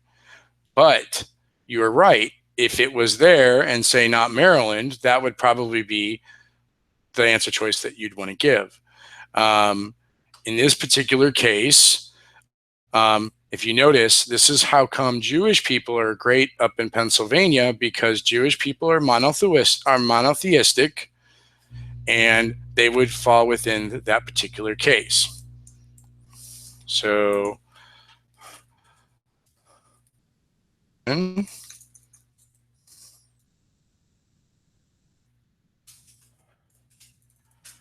if there was a question like this in Maryland and Rhode Island would both be in the list of answer choices, which one would be more correct?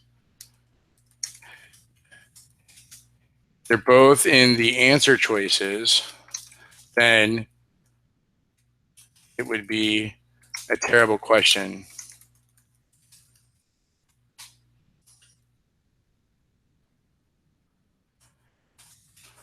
I would not put that question on the test with those.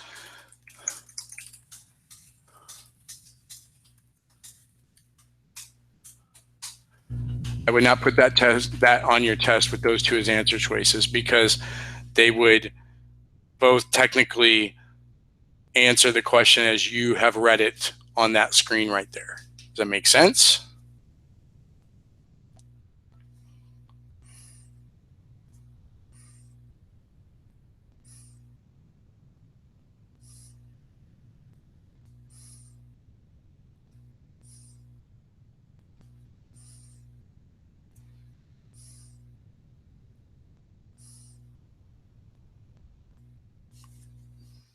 Awesome. Okay. Let me take a look at a couple other things. Let's see.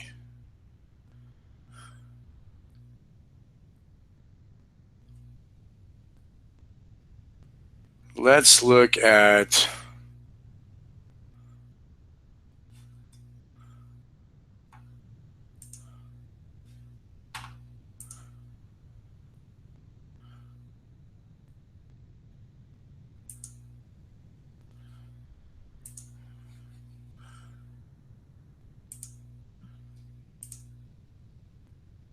this.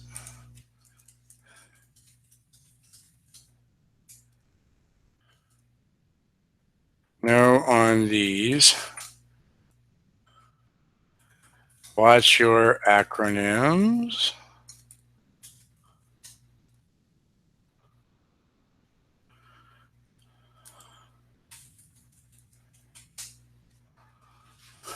And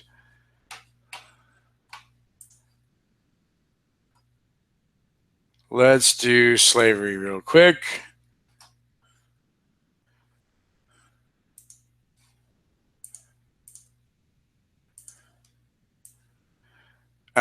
Let's do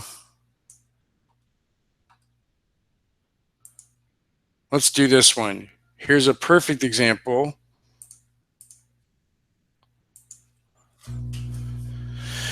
Here's a real, and I know it's 9:45, and I will go through just a couple of these, and I will sign off. But here's an example of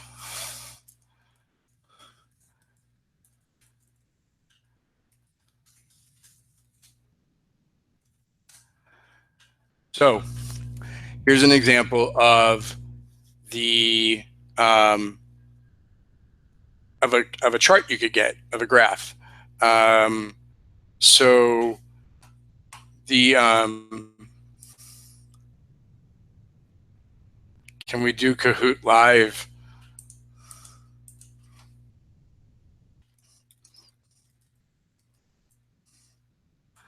The delay makes live Kahoot really hard.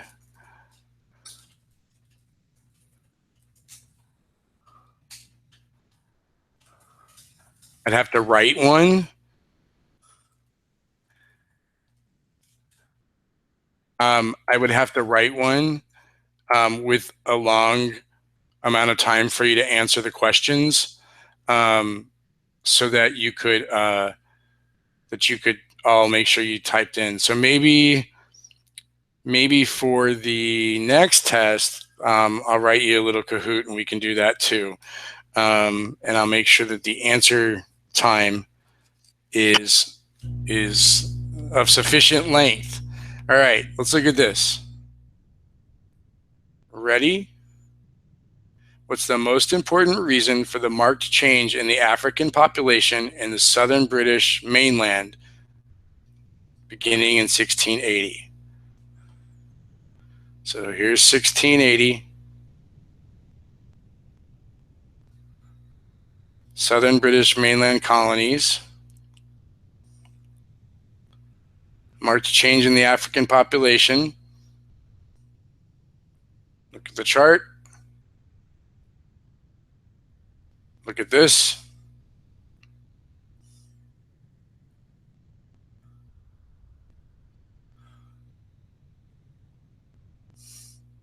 Aaron Tanaka, you already passed this class. And you already took the exam.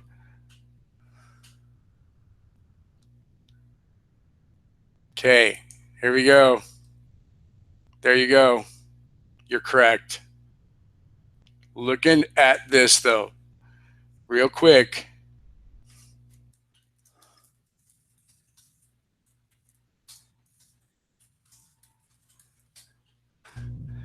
So look at this real quick.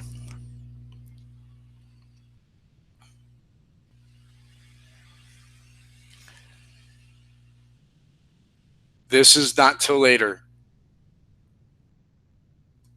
Look at C. This was meant to control the slave population. It was not necessarily allowed to. It was not. It was not allowed to. It wasn't good for you to punish all your slaves. It was not a crime for a master to kill a slave in the normal course of punishment. That wouldn't necessarily allow for more. Well, I guess it could allow for more importation, but you know that that's not really the case. And if you're looking at runaway slaves, look here. That's going to be something that does happen, but it doesn't explain factually why we know that there's a rise in slave populations after 1680, which is what the question asks. So you're correct. Bacon's Rebellion made slavery a lot more attractive. Same stimulus. Look at your question. What accounts for the low percentage of Africans in northern British mainland colonies?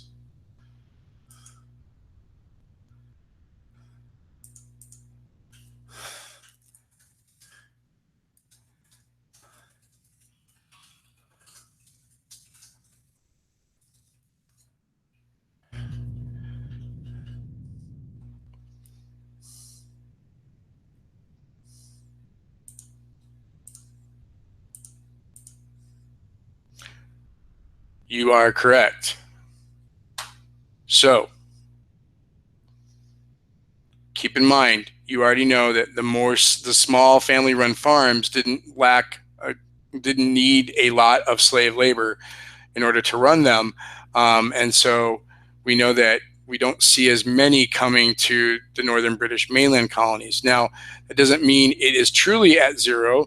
It doesn't mean that there is that there's going to be no slave importation into the northern British colonies. It means that it's going to be a very small number compared to the South. And of course,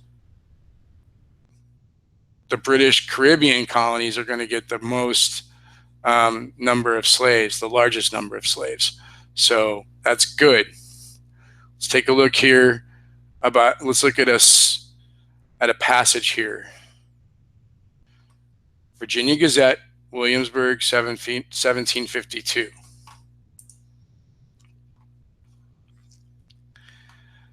Look at here. Whereas Dick, a Negro manslave belonging to Tunstall Hack of the county of Northumberland, in the night of the 3rd of July last past, entered the dwelling house of his said master, grievously wounding him with a broad axe in the left shoulder and arm, with an intent to murder his said master, and hath since fled from justice.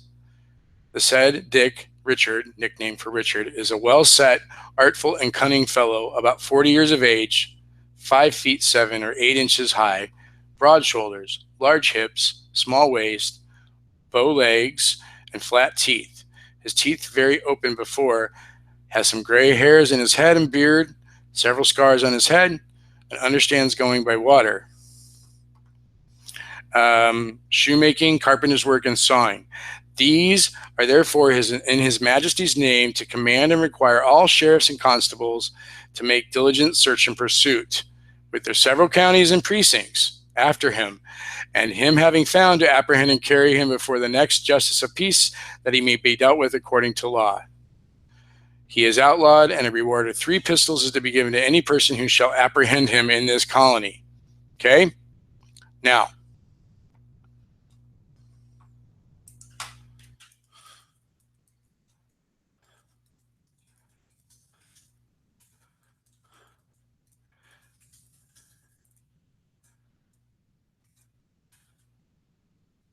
the passage won't really ever get much longer than this.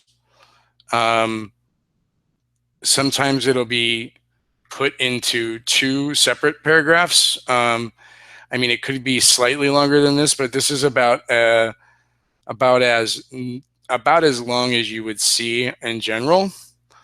Let's look at the question. Which misconception regarding the slaves? They resisted the institution of slavery. They could not read or write.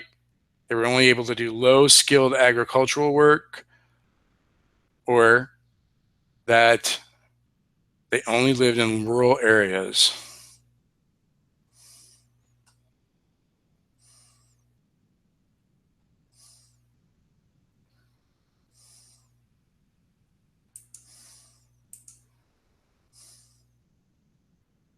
C is correct.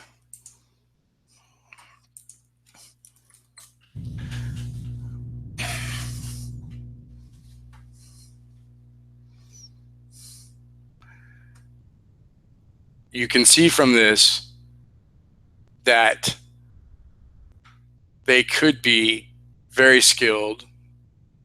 They often got many skills working on a plantation.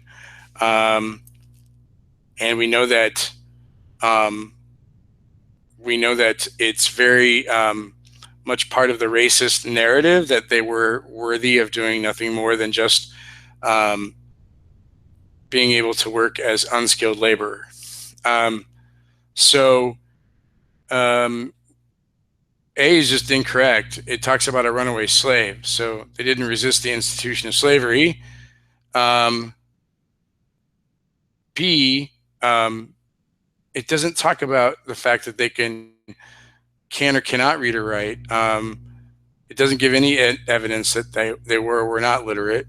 And we know that D is pretty much wrong because that's where almost all slaves were. Not all is a danger word. Most slaves were in rural farming areas. So D can't be correct. So, but if you look here, we can see here the skilled laborer. He can shoemake. He's a carpenter. He can saw. He can navigate on water. So there you go. There's where you get your answer based out of what was there on in the stimulus. So now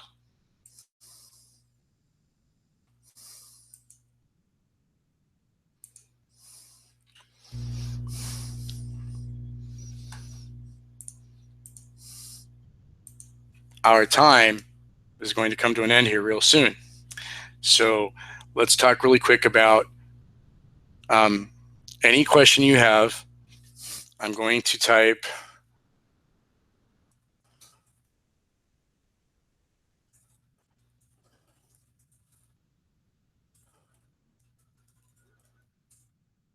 so first question I see, I'll answer.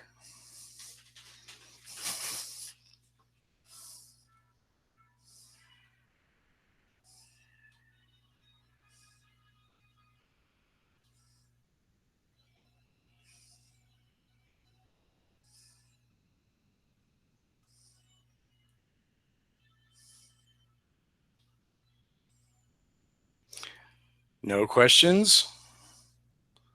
After I see that question, I'm going to type stop, and then I will okay.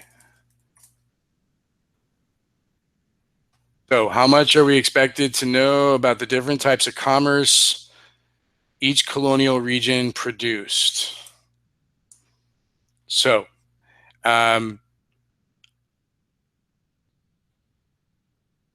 be aware of the generalities. If you look at any of the charts in your book, any of the maps, I mean, in your book, or you put in any search for colonial economy, you're going to find little symbols and things like that for a map. That's what you would need to know. So know that the geography and the climate of the different colonial regions are going to have a lot to do with what kind of economic, commercial, commerce things are going to have. But you don't have to know in utter detail. Generalities are good. So, okay.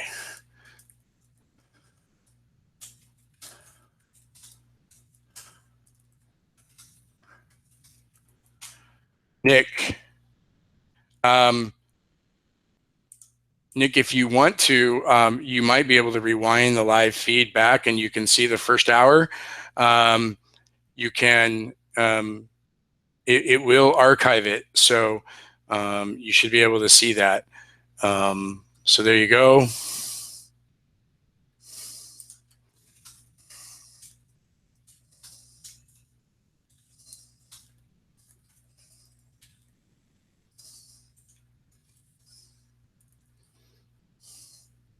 Now the SAQ from Jared.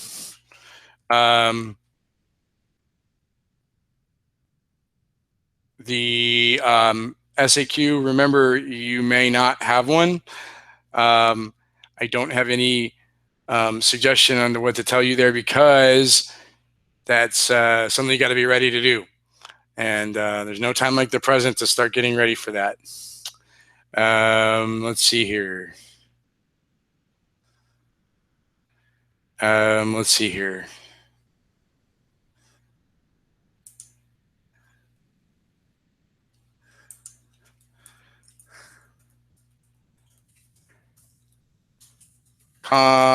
Now proprietary colonies. Um, so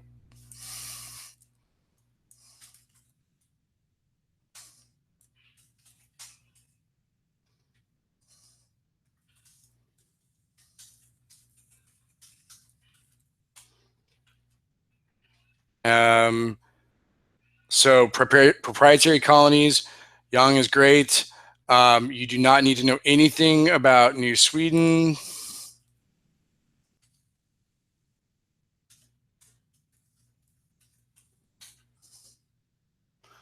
Um,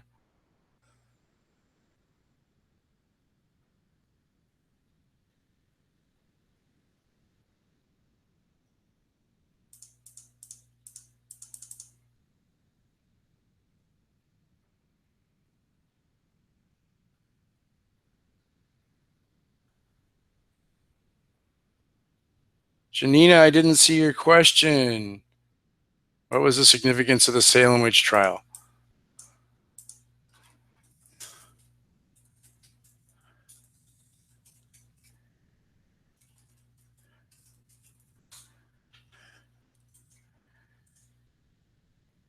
So, Janina, the Salem witch trial doesn't have tons of significance in the big scheme of U.S. history, in my humble opinion. It's a shocking event that shows you that things could get really out of control. So it's a fascinating study of human behavior. It's a fascinating study of how the Puritan legal system was so entrenched with biblical teachings, so that they were um, they were very much involved with trying to ensure to a almost impossible degree that they were trying to follow everything to do with God's law, to the point where it allowed for the kind of hysteria to occur with the Salem witch trials. Um, it's a fascinating story. In terms of analyzing it for causes, it's also fascinating because, like we spoke of in class last week, there are those that believe that its causes were rooted in um, economic concerns and social concerns about an emerging merchant class, especially if you kind of plot out where the people who were the accusers were versus the accused, and where they lived, and who they were. You also find there's some belief trying to find some organic causes, so that believing that the girls were indeed seeing some sort of apparitions and visual evidence of things could be linked to some sort of physical cause, like a fungus on the wheat that they were consuming, and so that while we still see how the justice system played into the superstitions of the time based upon the religious law, we also see that the justice system might have been reacting to possibly these girls really believing they're seeing something because they're hallucinating based upon this diet. But in terms of specifically like having this huge importance on anything that you would need to know for APUS history, it would be awesome if you brought that in as evidence, as some sort of um, emerging kind of class structure issue, with economics or social developments in the colonies, as a specific example. But you wouldn't have to know it in utter detail for any purpose on APUS history. I don't mean to say it's not important. It's not something to know about United States / colonial history, but it's one of those events that doesn't get a ton of attention in the AP curriculum. So let's see here. Colin,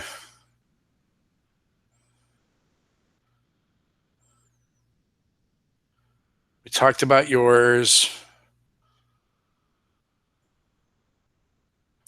Barack Obama.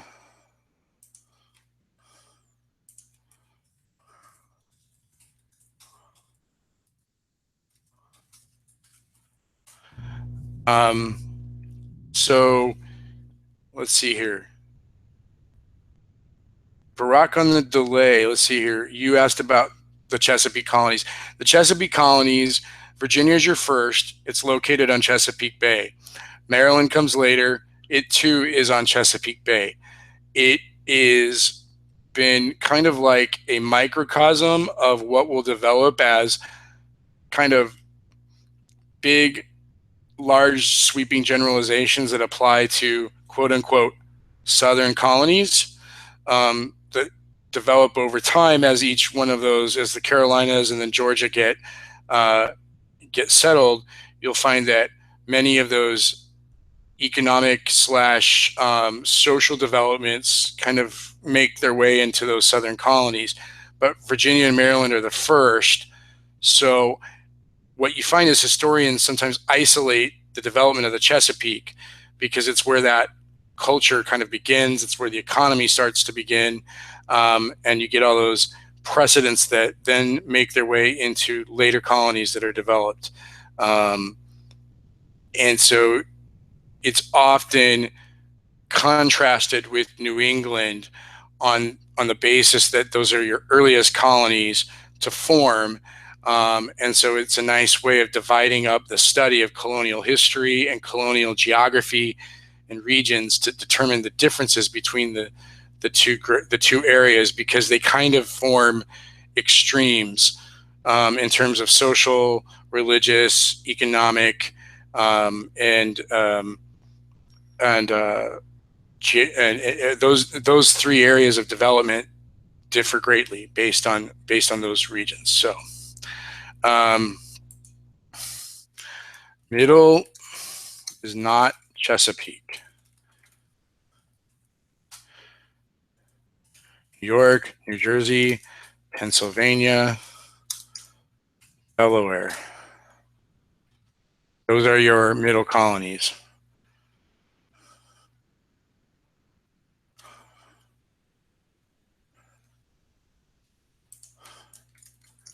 Yes to Abby Young on that.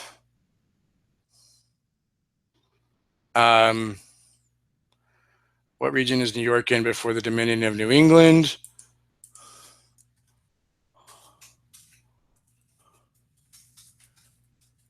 Ash, you are correct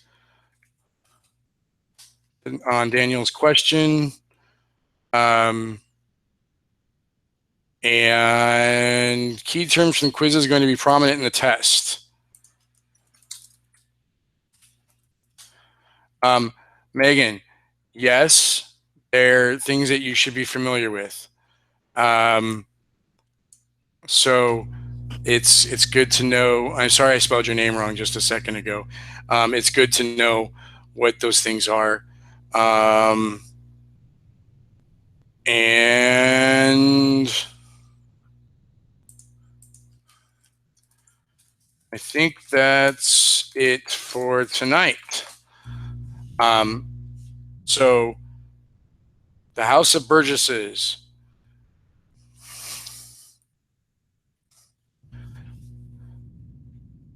The House of Burgesses' role is very important.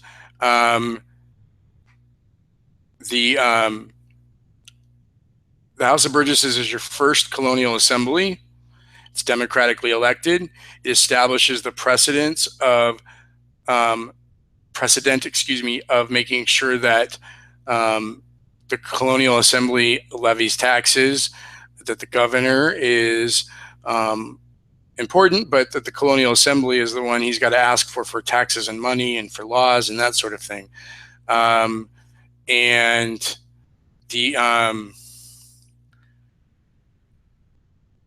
the House of Burgesses is going to be very important there.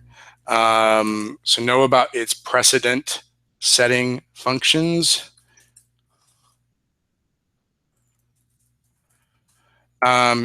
Daniel Wong, your question is What do we have to know about states we didn't? First of all, Daniel, be careful. We're not talking about states yet. We're talking about colonies. And Connecticut and New Hampshire, just know that they're both New England colonies. They fit into the overall story of New England. You don't have to know much more about them other than that they're part of those regions and their reasons for establishment and who established them. And at Aaron,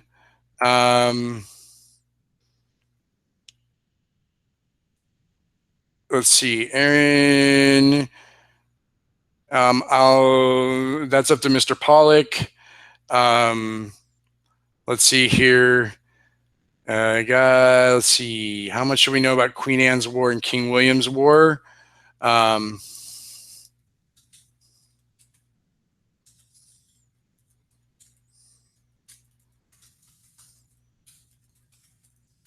So on at Bubbly, Queen Anne's and Queen William's War, you don't know, you need to know about it much as part of the overall rebellion that the British are having with natives and how that fits into the machinations and intrigues of Europe. You don't have to know anything more than who they're between, what they have to do with the big picture of England and, say, France, hint, hint, and that they are, but you'll not need to know anything about anything specific other than kind of the general broad picture of what they are. Let's